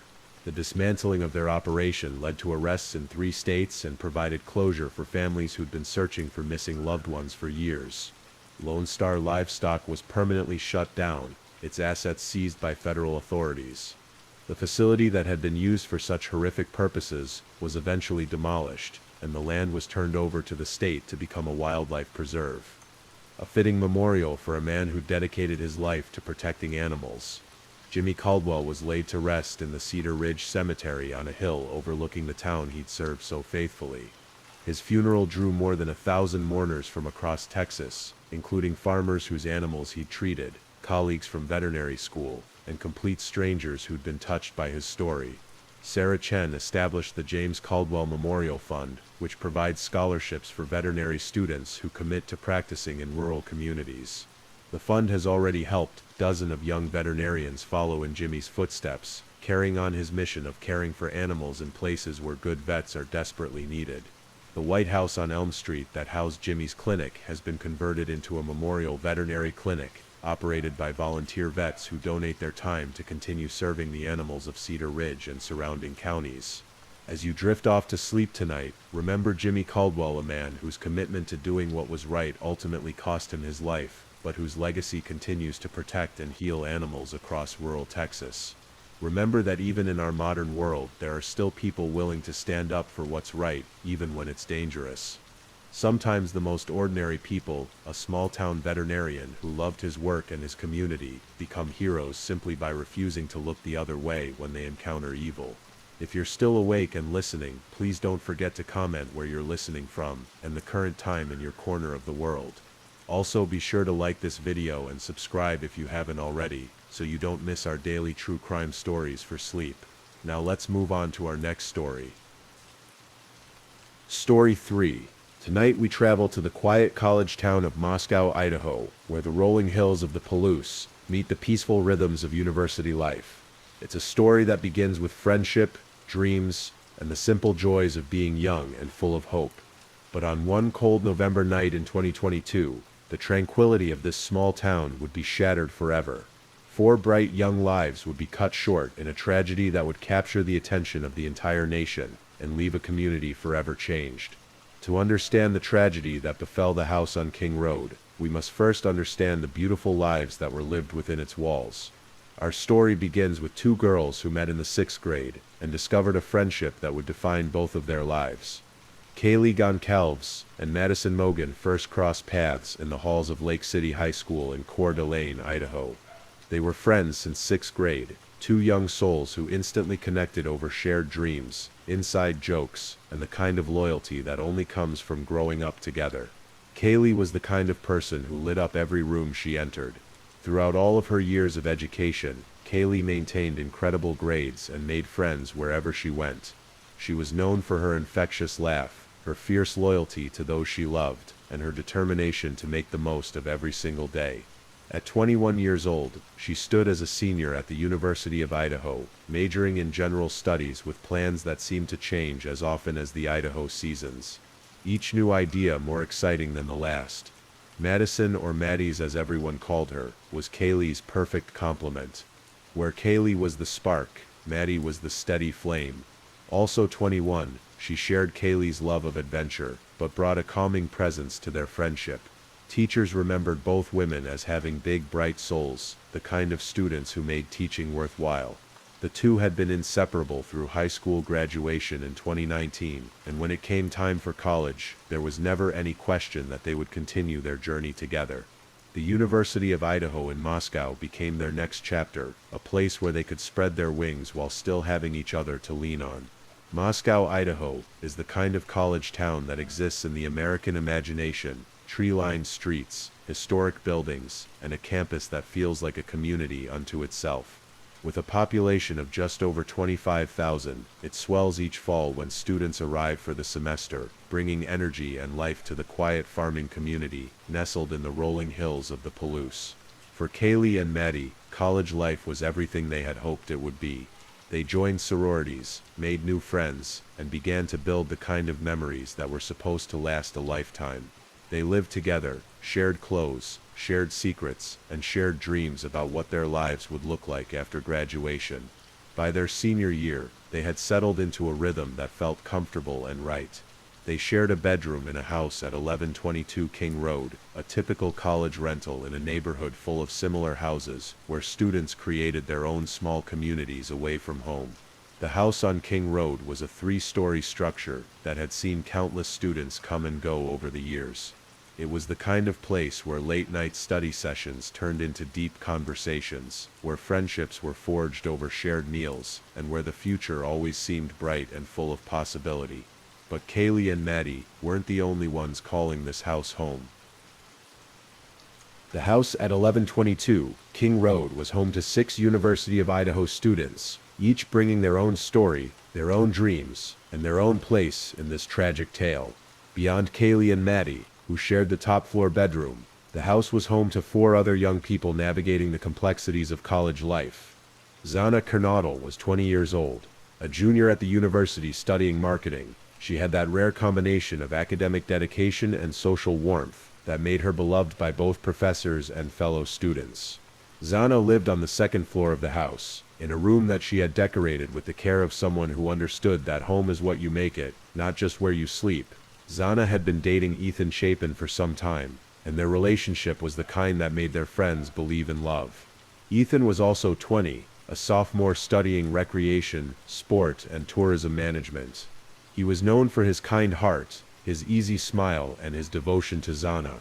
Though he lived in the Sigma Chi fraternity house, he spent most of his time at the King Road house, having essentially become part of the family that lived there. The house was also home to 2 other roommates, who lived on the 1st floor. These 2 young women would become central to the investigation that followed, not as victims, but as survivors, who would have to live with the trauma of that night for the rest of their lives. The arrangement worked well for all of them. Like most college houses, it was a place where individual lives intersected in beautiful and messy ways. There were shared meals and shared responsibilities, late-night conversations, and early morning classes. It was a place where young adults were learning to be independent while still having the safety net of friendship and community. November 12, 2022 was a Saturday night, and like many Saturday nights in a college town, it was filled with the kind of activities that define the university experience. There were parties to attend, friends to see, and memories to make. For the residents of 1122 King Road, it would be their last normal night together.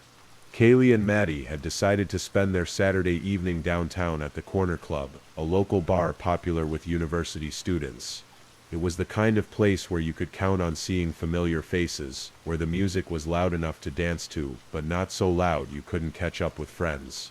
The two best friends got ready together, sharing clothes and makeup, taking selfies, and anticipating a fun night out. Security footage would later show them walking through downtown Moscow, arm in arm, laughing and talking as they made their way between venues. Surveillance video appears to show Kaylee Goncalves and Maddie Mogan walking in Moscow hours before they were killed. Meanwhile, Zana and Ethan had spent their evening at a Sigma Chi party. Friends would later describe them as being happy and relaxed, enjoying time with their fraternity friends and looking forward to the rest of their weekend.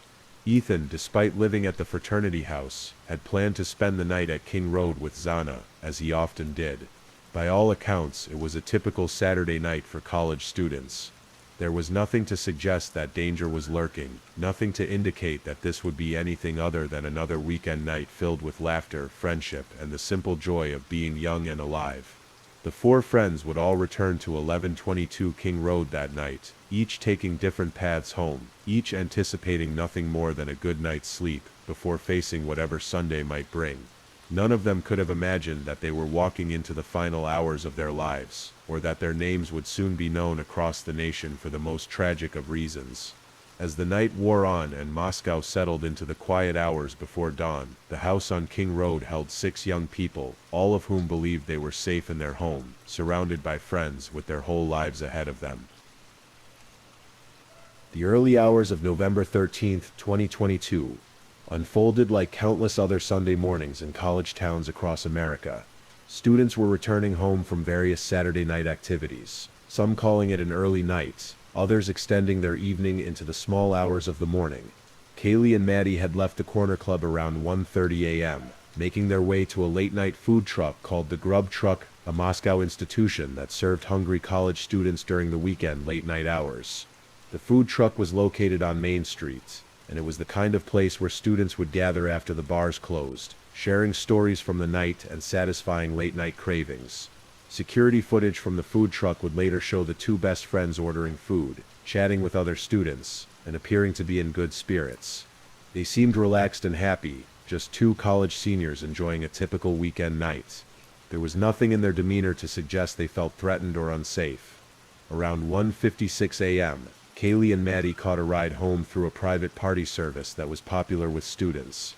The ride was brief, just a few minutes through the quiet streets of Moscow to their house on King Road.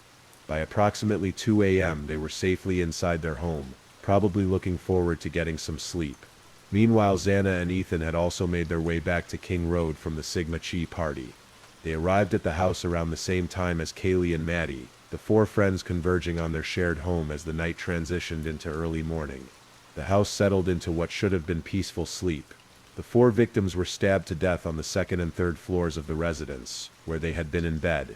The two roommates on the first floor were also home, and the house contained 6 young people, all believing they were safe in their shared sanctuary. What happened next would forever change not just the lives of those in the house, but the entire community of Moscow, Idaho. Preliminary autopsy results show that the 4 victims were likely attacked with a large knife, and died sometime after 2 a.m. The attack was swift and brutal, occurring while the victims were at their most vulnerable. Police say the victims were most likely asleep when they were attacked.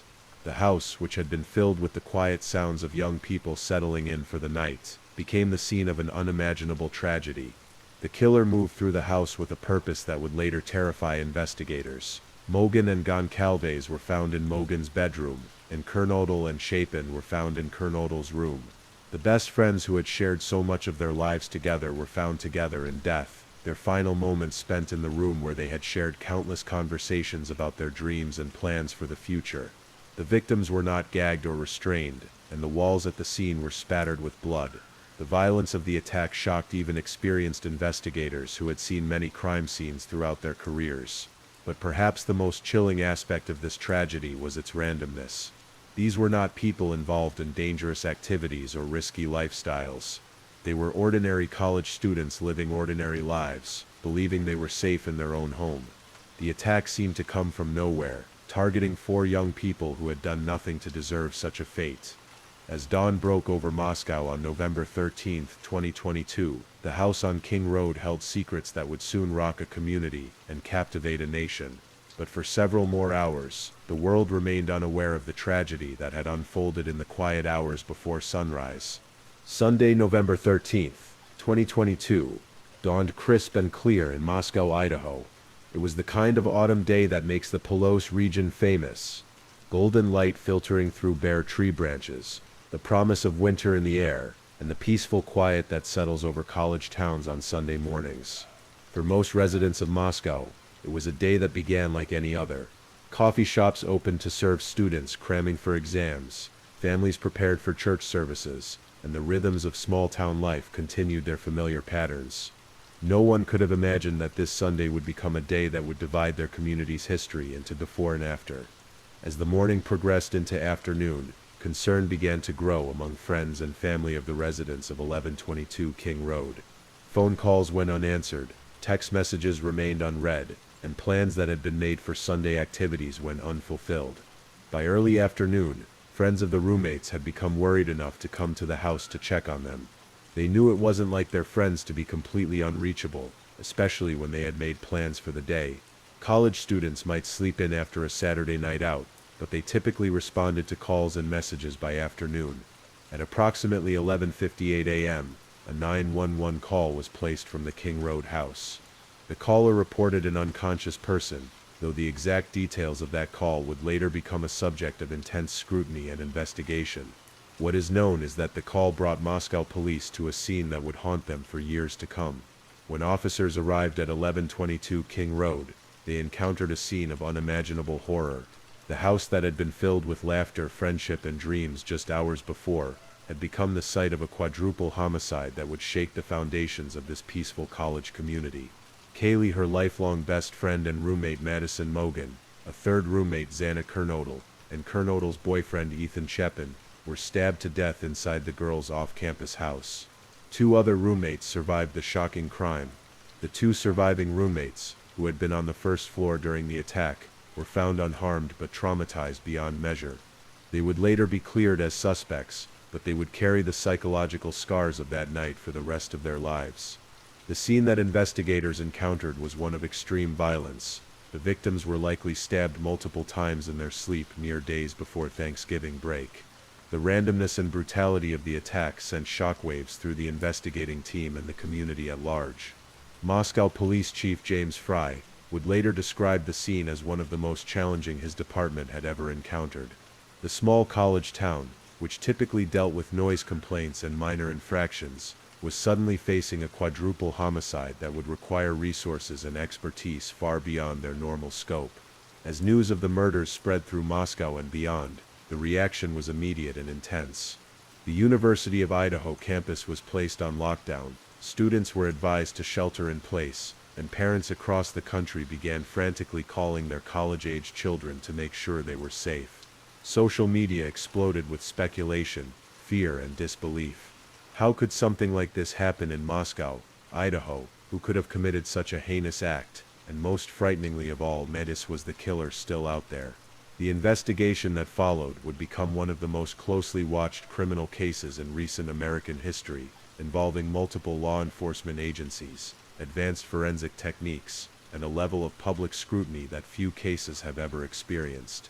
But as the sun set on November 13, 2022, all that was certain was that 4 bright young lives had been cut short, 2 families had been shattered, a community had been traumatized, and somewhere out there, a killer walked free.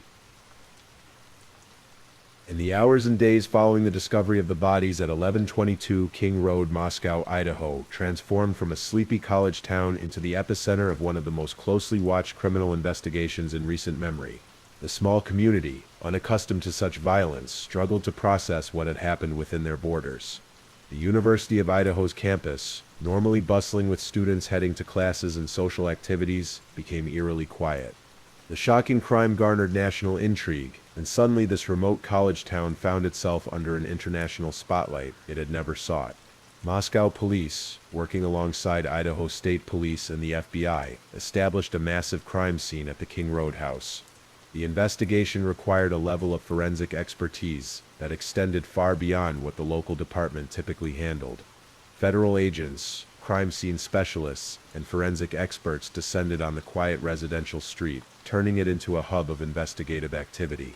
The house itself became a fortress of yellow tape and law enforcement vehicles. Neighbors, many of whom were also college students, found themselves living next to an active crime scene, a constant reminder of the violence that had shattered their sense of security. Chief James Fry faced the enormous challenge of leading an investigation that had captured national attention while managing a community gripped by fear. At press conferences that were broadcast live across the country, he tried to balance the need for public information with the integrity of the ongoing investigation. The lack of immediate answers fueled speculation and fear throughout the community. Students began traveling in groups, parents pleaded with their children to come home, and local businesses reported a significant drop in foot traffic as people avoided going out after dark. The investigation team faced several immediate challenges. The walls at the scene were spattered with blood, indicating the extreme violence of the attack, but there were few obvious clues pointing to the perpetrator's identity. The killer had somehow entered and exited the house without leaving behind clear evidence of their identity. Investigators began the painstaking process of collecting physical evidence, interviewing potential witnesses, and reconstructing the timeline of that tragic night. They collected DNA samples, fingerprints, digital evidence from phones and computers, and began the process of analyzing the victim's final hours. The media attention was unprecedented for a case in Idaho. National news trucks lined the streets of Moscow, reporters from major networks broadcast live from outside the crime scene, and true crime enthusiasts on social media began their own amateur investigations. This level of attention created both opportunities and challenges for the investigation. While the publicity helped generate tips and potential leads from across the country, it also created pressure for quick results, and led to the spread of misinformation and speculation that sometimes hindered the investigation. The victims' families, already dealing with unimaginable grief, found themselves thrust into a public spotlight they had never wanted. Parents of the University of Idaho victims struggled to balance their need for privacy and their grief, with their desire to keep their children's cases in the public eye. Kaylee's family in particular became vocal advocates for the investigation, giving interviews and making public statements urging anyone with information to come forward. Their pain was visible and raw, and it humanized the case for millions of people following the story. As weeks passed without an arrest, the pressure on investigators intensified. The community demanded answers, the media demanded updates, and the families demanded justice. But the investigation team, led by experienced detectives who understood the importance of building a solid case, continued their methodical work despite the external pressure. The case became a fixture on true crime podcasts, social media discussions, and cable news programs. Amateur sleuths analyzed every piece of public information, creating theories and timelines that sometimes helped and sometimes hindered the official investigation. Through it all, the house on King Road stood as a silent witness to the tragedy that had unfolded within its walls, its windows boarded up, its yard surrounded by police tape, a stark reminder that evil had visited this quiet college town and left 4 bright lives extinguished. As 2022 drew to a close and winter settled over Moscow, Idaho, the investigation into the King Road murders continued with the methodical pace that characterizes complex criminal cases. Behind the scenes, investigators were following hundreds of leads, analyzing thousands of pieces of evidence, and slowly building a picture of what had happened on that tragic November night. The breakthrough would come from a combination of traditional detective work and modern forensic science. Investigators had been meticulously analyzing DNA evidence collected from the crime scene, looking for any trace that didn't belong to the victims or the surviving roommates. Advanced DNA analysis techniques allowed investigators to develop a genetic profile of the suspected perpetrator. This profile was then run through various databases, including those used for genealogical research, in an attempt to identify potential suspects. Meanwhile, investigators had been analyzing other evidence from the scene and the surrounding area. Vehicle registration databases were searched, cell phone data was analyzed, and witness statements were compiled and cross-referenced. The investigation was massive in scope, involving multiple agencies and hundreds of investigators working around the clock. On December 30th, 2022, the investigation took a dramatic turn. Law enforcement officers in Pennsylvania arrested 28-year-old Brian Kohberger at his parents' home in the Pocono Mountains region. Brian Kohberger is accused of killing 4 college students on November 13, 2022. Kohberger was a graduate student in criminal justice and criminology at Washington State University, located just across the state border from Moscow, Idaho. The irony of his academic focus was not lost on investigators or the publicness here, was someone who had studied the very field that was now being used to investigate him. The arrest brought a sense of relief to the Moscow community, but also raised new questions. How had someone studying criminal justice allegedly committed such a brutal crime? What had motivated such violence against 4 people who, by all accounts, he had no known connection to? The evidence against Kohberger was substantial. DNA evidence allegedly linked him to the crime scene, and investigators had traced his movements through cell phone data and vehicle registrations. His white Hyundai Elantra had been identified as a vehicle of interest in the case, and records showed it had been in the Moscow area during the time of the murders. The arrest affidavit, when it was eventually released, painted a picture of a methodical investigation that had slowly closed in on Kohberger over several weeks. Investigators had been watching him for some time before making the arrest, building their case carefully to ensure they had sufficient evidence for prosecution. For the families of the victims, the arrest brought a mixture of relief and continued pain. While they were grateful that someone had been charged with their children's murders, no arrest could bring back Kaylee, Maddie, Xana, and Ethan. The legal process would be long and difficult, and they knew that reliving the details of their children's final moments would be part of seeking justice. The University of Idaho community also reacted with mixed emotions. While there was relief that a suspect was in custody, the arrest couldn't erase the trauma that the community had experienced. The sense of innocence and safety that had once characterized campus life had been permanently altered. Kohberger was extradited back to Idaho to face charges, and the legal proceedings began. He was charged with 4 counts of first-degree murder and 1 count of burglary. The prosecution would seek the death penalty, arguing that the premeditated nature of the crime and the number of victims warranted the ultimate punishment. As the case moved into the legal system, the focus shifted from investigation to prosecution. The evidence would be presented in court, witnesses would testify, and a jury would ultimately decide Kohberger's fate. But for now, the community could begin the long process of healing, knowing that someone was being held accountable for the tragedy that had shattered their sense of security. The house on King Road, which had stood empty since the murders, became a symbol of both tragedy and resilience. Plans were made to eventually demolish the structure, as it had become too painful a reminder for the community to bear. But the memories of the 4 young lives that had been lost there would endure forever. As the legal proceedings against Brian Kohberger moved forward, the focus of the community began to shift from the horror of what had happened to the celebration of the lives that had been lost. The 4 victims of the King Road murders had been so much more than the tragedy that ended their lives, and their families and friends were determined that they be remembered for who they were, not how they died. Kaylee Goncalves, the bright young woman with dreams as big as the Idaho sky, was remembered as someone who approached life with unbridled enthusiasm. Her family shared stories of her determination, her loyalty, and her infectious laugh that could brighten any room. She had been planning to graduate early and move to Texas to start a new career. Dreams that would never be fulfilled, but that spoke to her ambitious spirit.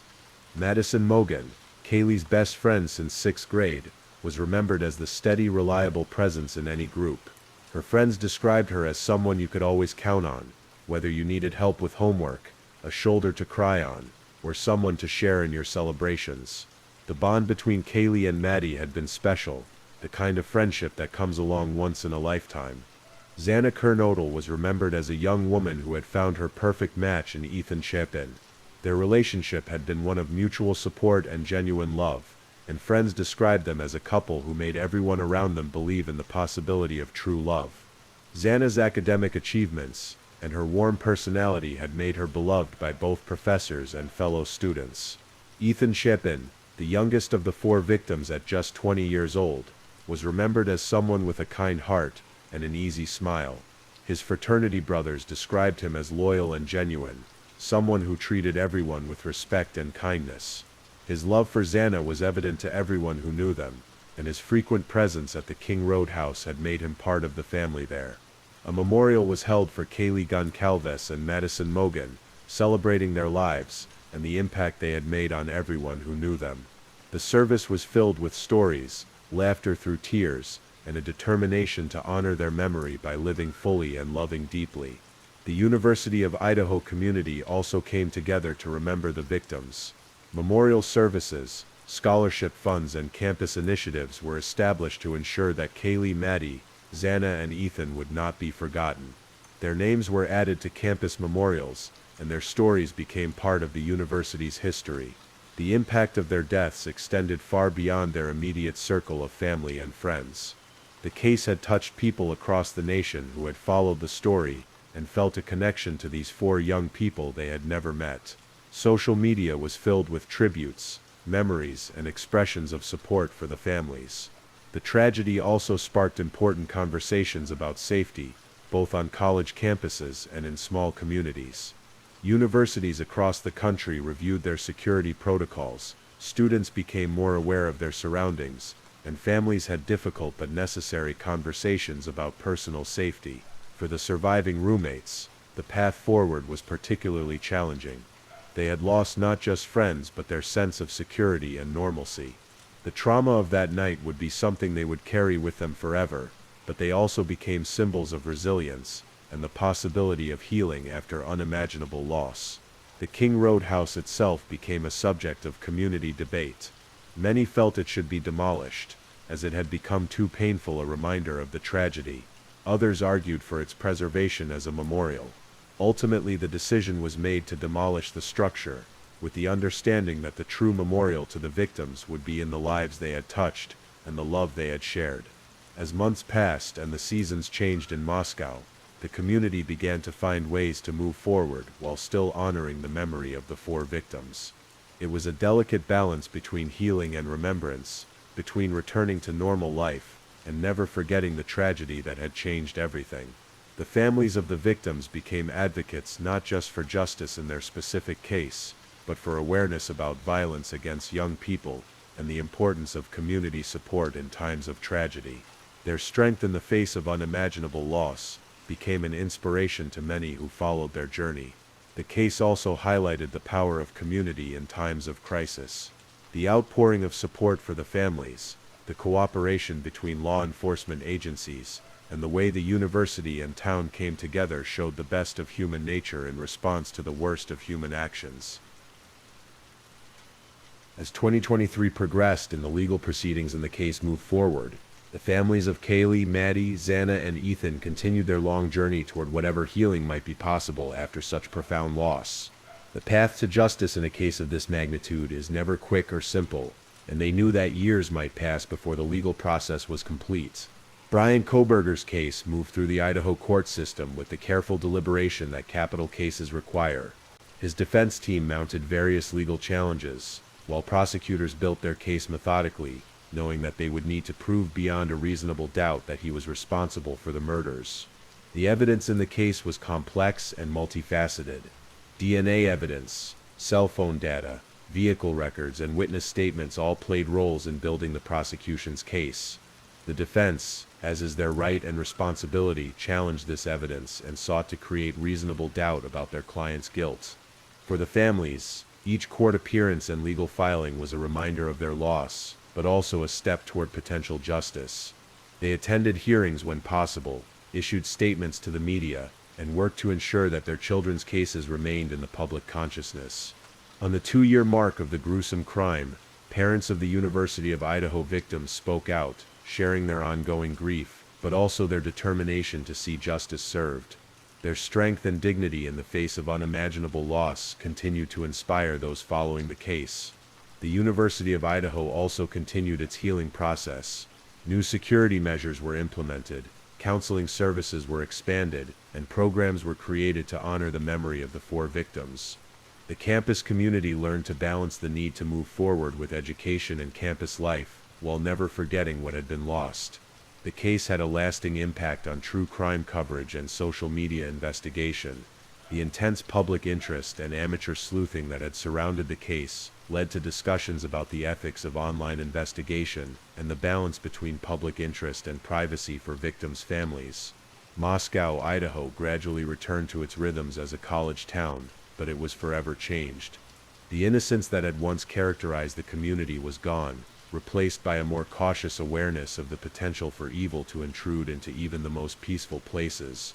The house on King Road was eventually demolished, but not before becoming a pilgrimage site for those touched by the story.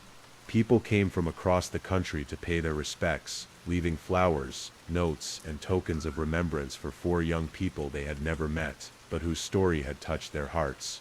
In its place, discussions began about what should occupy that space. Some suggested a memorial garden, others a scholarship fund building. Still others believed the site should simply return to being a normal part of the neighborhood. Whatever decision was ultimately made, it would need to balance the need for remembrance with the community's desire to heal and move forward. The surviving roommates, whose names were kept private to protect them from unwanted attention, began the long process of rebuilding their lives. They had counseling resources available to them, and the university and community worked to ensure they had the support they needed to continue their education if they chose to do so. As our story draws to a close tonight, with the gentle rain continuing to fall outside your window, we remember that true crime stories are not just about the crimes themselves, but about the lives that were lived, the love that was shared, and the communities that must find ways to heal after tragedy strikes. Kaylee Goncalves, Madison Mogan, Xana Kernodle, and Ethan Chapin were not just victims of a crime, they were beloved children, loyal friends, dedicated students, and young people full of dreams and potential. Story 4. Gabby Petito was the kind of young woman who lit up every room she entered. Born on March 19, 1999, in Blue Point, New York, she had moved to Florida with dreams as big as the open road stretching before her. At 22, she stood just 5 feet 5 inches tall, with blonde hair that caught the sunlight and blue eyes that sparkled with wanderlust. Gabby worked at a local juice bar in Northport, but her real passion lay in travel and photography. She spent hours curating her Instagram account, at Gabs Petito, sharing glimpses of her life with her growing following. Her posts were filled with golden hour selfies, inspirational quotes about adventure, and dreams of van life, that increasingly popular lifestyle of converting vehicles into mobile homes and traveling the country. Brian Laundrie was 2 years younger than Gabby, born on November 18, 1997. He was a quiet, often introspective young man who had been dating Gabby on and off for over 2 years. Their relationship was passionate but complicated. Friends and family would later describe it as intense, with moments of deep connection punctuated by occasional friction. In early 2021, Gabby and Brian decided to take their relationship on the ultimate test, a cross-country van life adventure. They purchased a white 2012 Ford Transit van, which they converted into a mobile home. The van became their project, their sanctuary, and eventually their prison. The conversion process took months. They installed a bed, storage compartments, and the basic necessities for life on the road. Gabby documented every step on social media, her excitement palpable in every post. Van life or no life, she would caption her photos, using hashtags like #vanlife and #nomadlife. Their plan was ambitious. They would travel across the American West, visiting national parks, camping under starlit skies, and documenting their journey for Gabby's growing social media presence. She dreamed of becoming a travel blogger, maybe even landing sponsorship deals. This trip was supposed to be the beginning of their new life together. On July 2nd, 2021, Gabby and Brian officially began their cross-country adventure.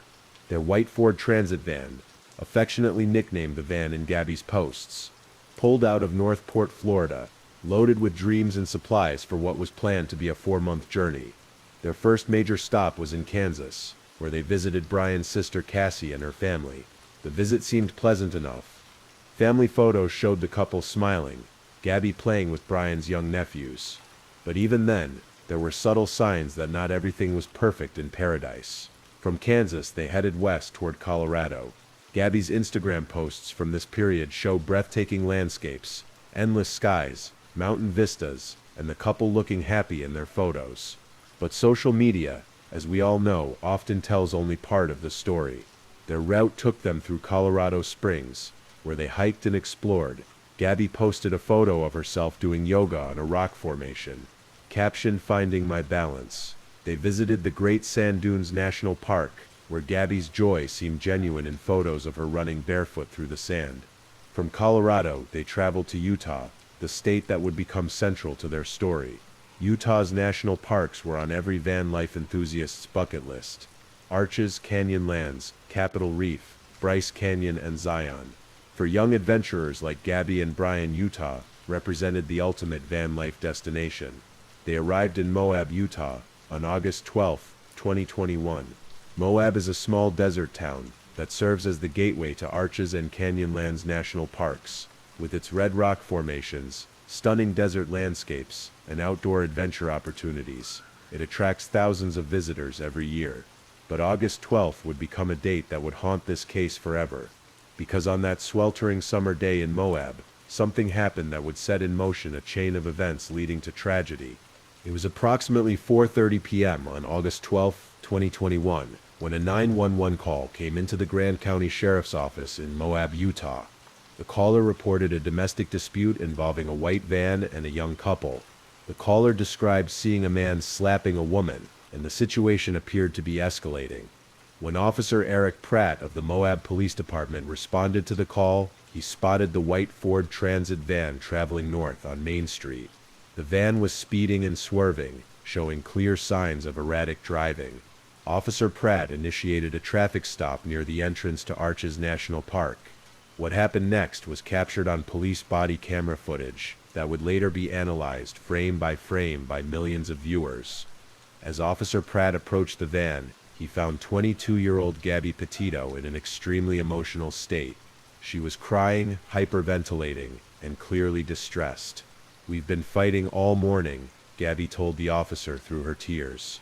She explained that she and Brian had been under stress, that she'd been working on her blog and website, and that the pressure of the trip and living in such close quarters had been getting to both of them.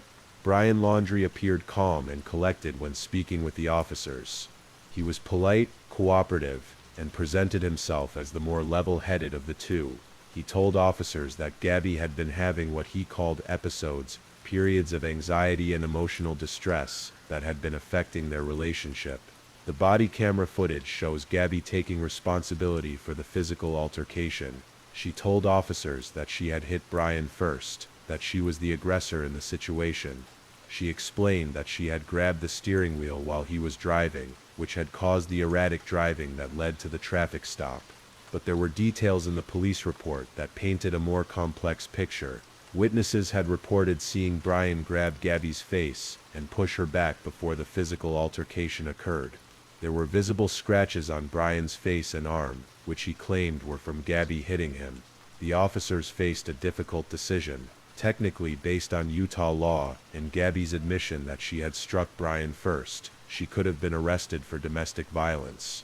However, the officers ultimately decided to separate the couple for the night rather than make an arrest. Gabby spent the night in the van at a local hotel parking lot, while Brian was given a free night at a local motel. The officers' report classified the incident as a mental health breaks rather than domestic violence, a decision that would later be heavily scrutinized. The next morning, August 13th, the couple reunited and continued their journey. To the outside world, through Gabby's social media posts, everything appeared to return to normal. She posted photos of beautiful Utah landscapes, selfies with bright smiles, and captions about gratitude and adventure. But for those who knew how to read between the lines, the cracks were beginning to show.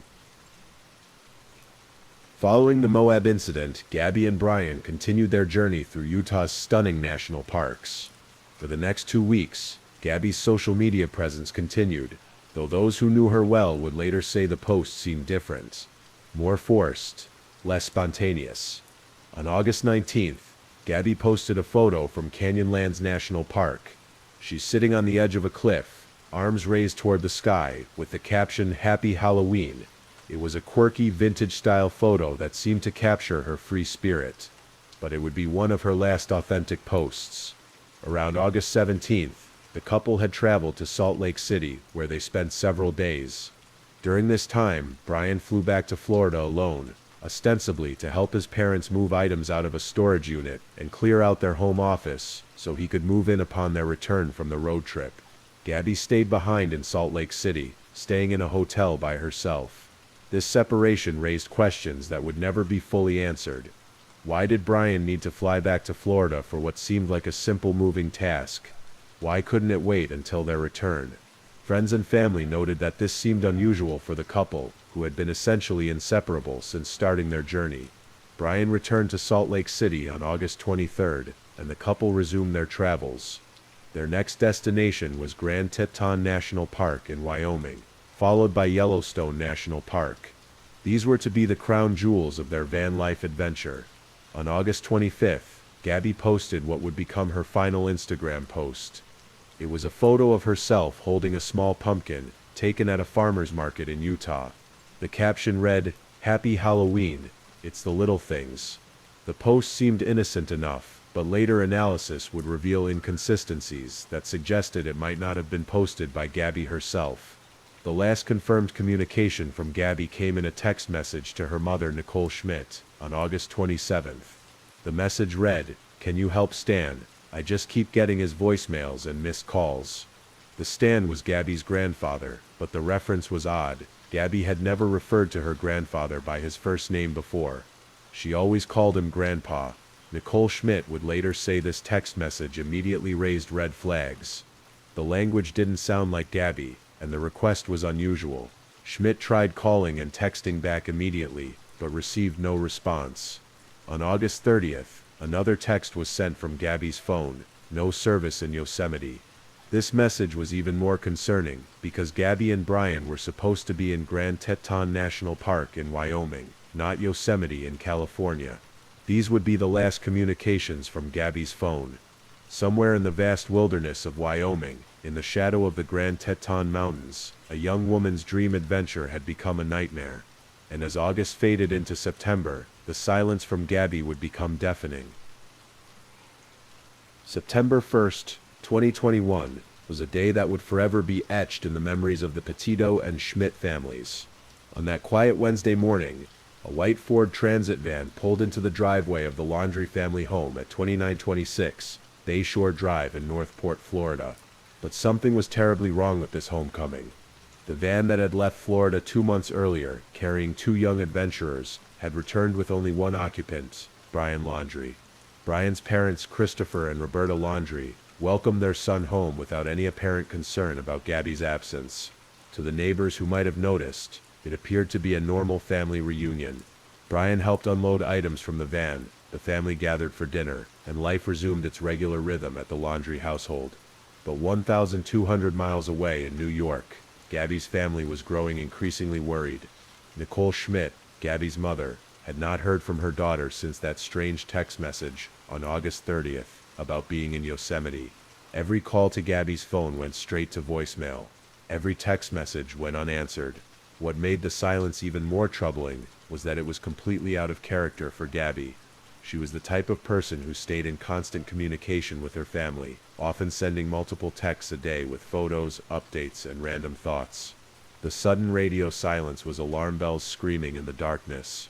Nicole Schmidt tried a different approach. She reached out to Brian Laundry directly, sending texts and making phone calls to ask about Gabby's whereabouts. But Brian didn't respond to any of her attempts at communication. She tried contacting Brian's parents, but they too remained silent. For 10 agonizing days, the Petito and Schmidt families were left in limbo. They had no idea where Gabby was, if she was safe, or why no one from the Laundry family would respond to their increasingly desperate pleas for information. During this time, Brian Laundry was living a seemingly normal life at his parents' home. Neighbors would later report seeing him doing yard work, going for bike rides, and helping his father with household projects.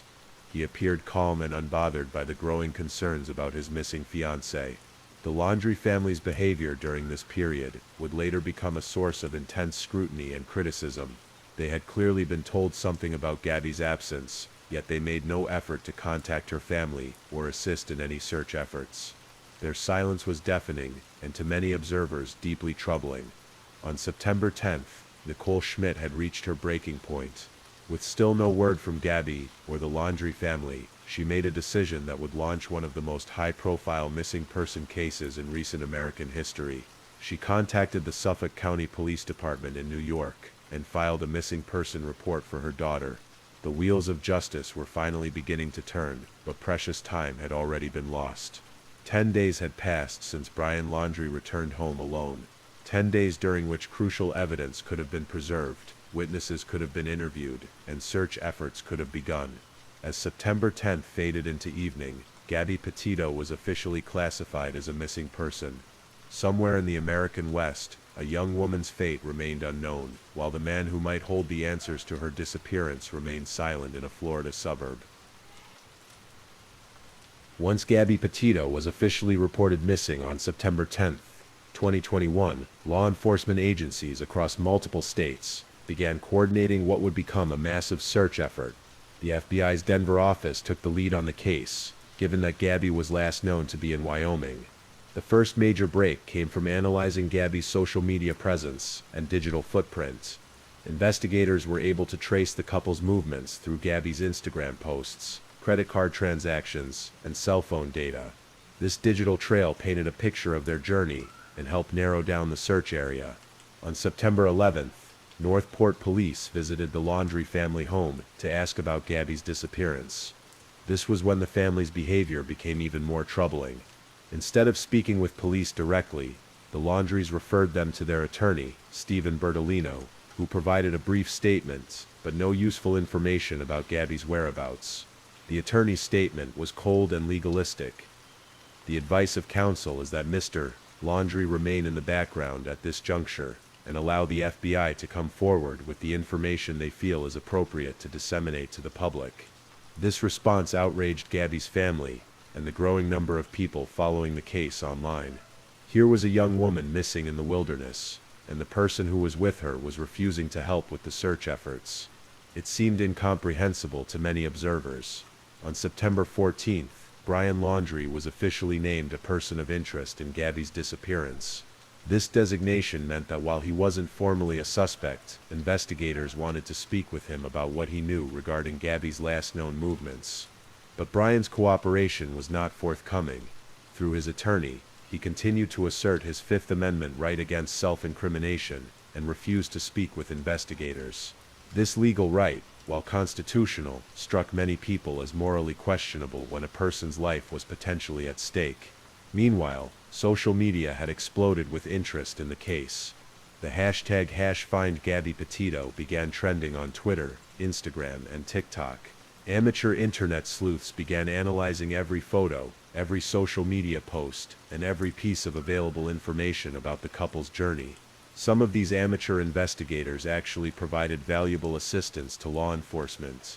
They identified locations and background photos, found witness accounts, and helped map the couple's movements across the western United States. One particular social media user, Miranda Baker, came forward with crucial information. She posted a TikTok video explaining that she had given Brian Laundrie a ride near Grand Teton National Park on August 29th. According to Baker, Brian had been hitchhiking alone and seemed agitated when she mentioned going to Jackson Hole, asking to be let out of the vehicle immediately. This account was significant because it placed Brian in the Grand Teton area around the time of Gabby's last known communications, and it suggested he was alone and possibly in distress. As the search efforts intensified, the FBI began focusing on Grand Teton National Park and the surrounding Bridger Teton National Forest. These vast wilderness areas encompassed hundreds of thousands of acres of rugged terrain, including dense forests, alpine lakes, and challenging mountain terrain. Search teams included FBI agents, local law enforcement, search and rescue volunteers, and specialized canine units. They used helicopters, drones, and ground teams to cover as much territory as possible. But finding one person in such a vast wilderness was like looking for a needle in a haystack. On September 17th, the case took another dramatic turn. Northport police arrived at the Laundrie family home to execute a search warrant and found something that would shock investigators and the public alike. Brian Laundrie was gone. According to his parents, Brian had left on September 14th to go hiking in the Carlton Reserve. a 25,000-acre wilderness area near their home. He had taken a backpack and told them he was going for a hike, but he never returned home. Now law enforcement was faced with not one missing person, but two. Gabby Petito remained missing somewhere in Wyoming, while Brian Laundrie had vanished into the Florida wilderness.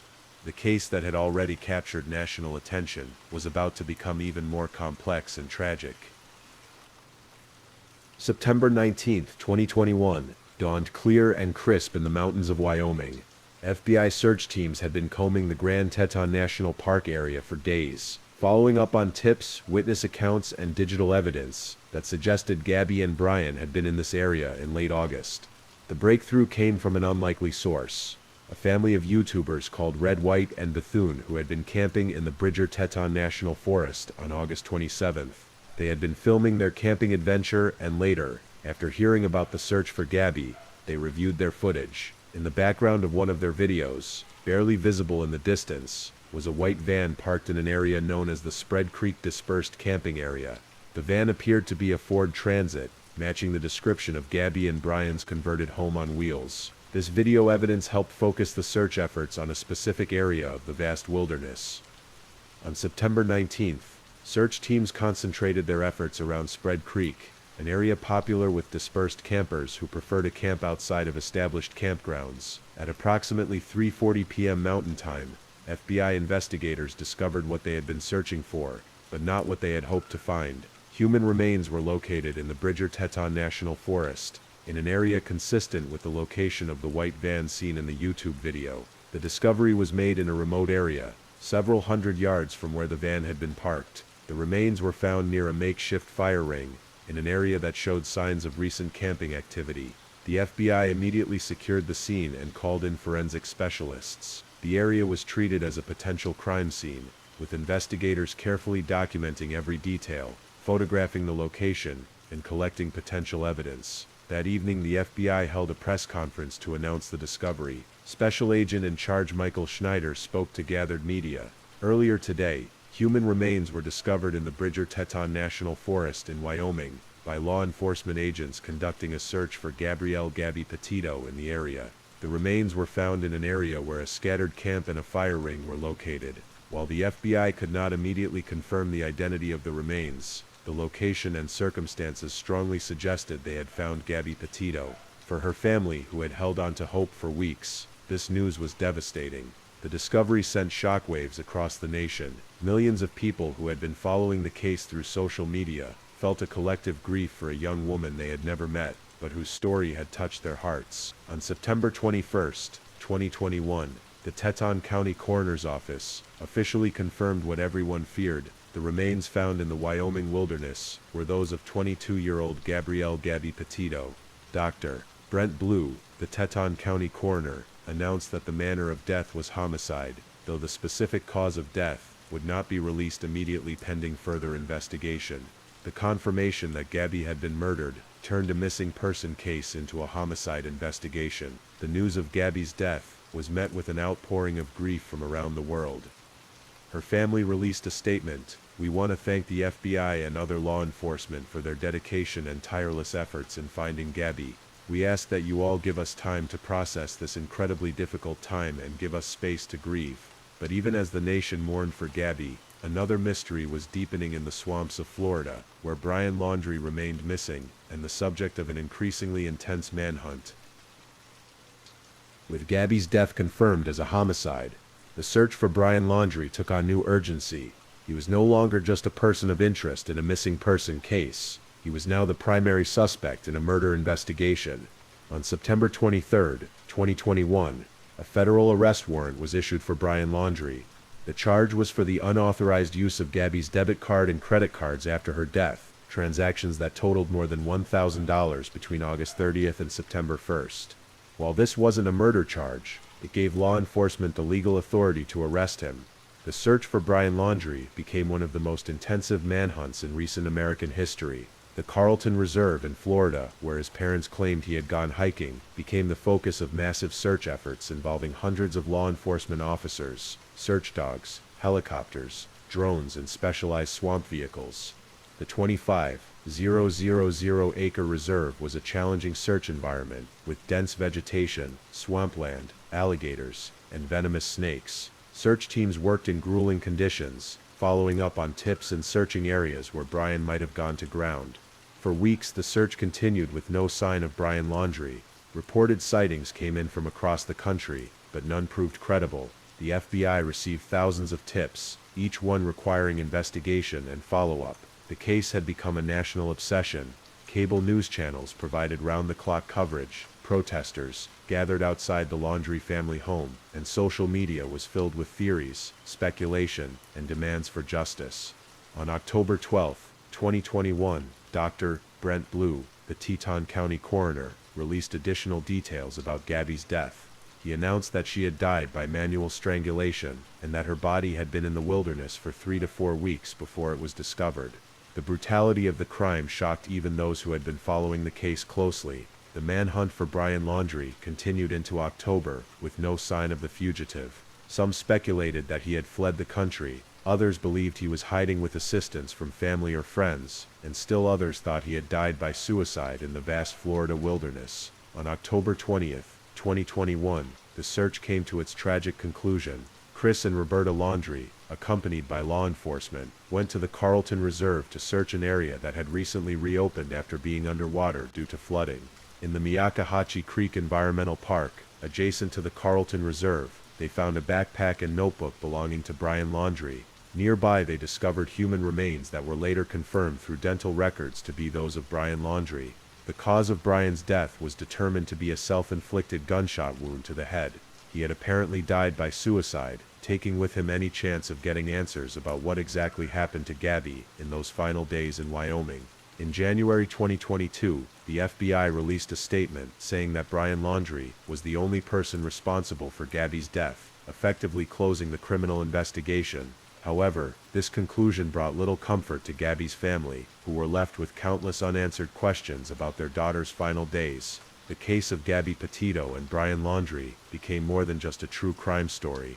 It sparked conversations about domestic violence, the dangers that can lurk behind social media's perfect facades, and the importance of recognizing warning signs in relationships. Gabby's family established the Gabby Petito Foundation to help other families facing similar situations and to raise awareness about domestic violence. Her legacy became one of helping others, even in death. As we conclude this story tonight, with the gentle rain continuing to fall, we remember Gabby Petito, not as a victim, but as a young woman who dreamed of adventure, who loved life, and who touched the hearts of millions around the world. Her story serves as a reminder that behind every missing person case is a family desperate for answers, and that sometimes the most dangerous place can be right beside someone you trust. The van life dream that began with such hope and excitement ended in tragedy in the wilderness of Wyoming. But Gabby's spirit lives on in the foundation that bears her name, in the awareness her story has raised, and in the hearts of all who remember her not for how she died, but for how she lived. Thank you for listening to tonight's true crime story. Rest peacefully, knowing that another story awaits you next time, ready to accompany you on another journey toward restorative sleep. But if you're still awake, don't forget to like and subscribe so you don't miss our next true crime stories. And until next time, stay safe and take care. Good night.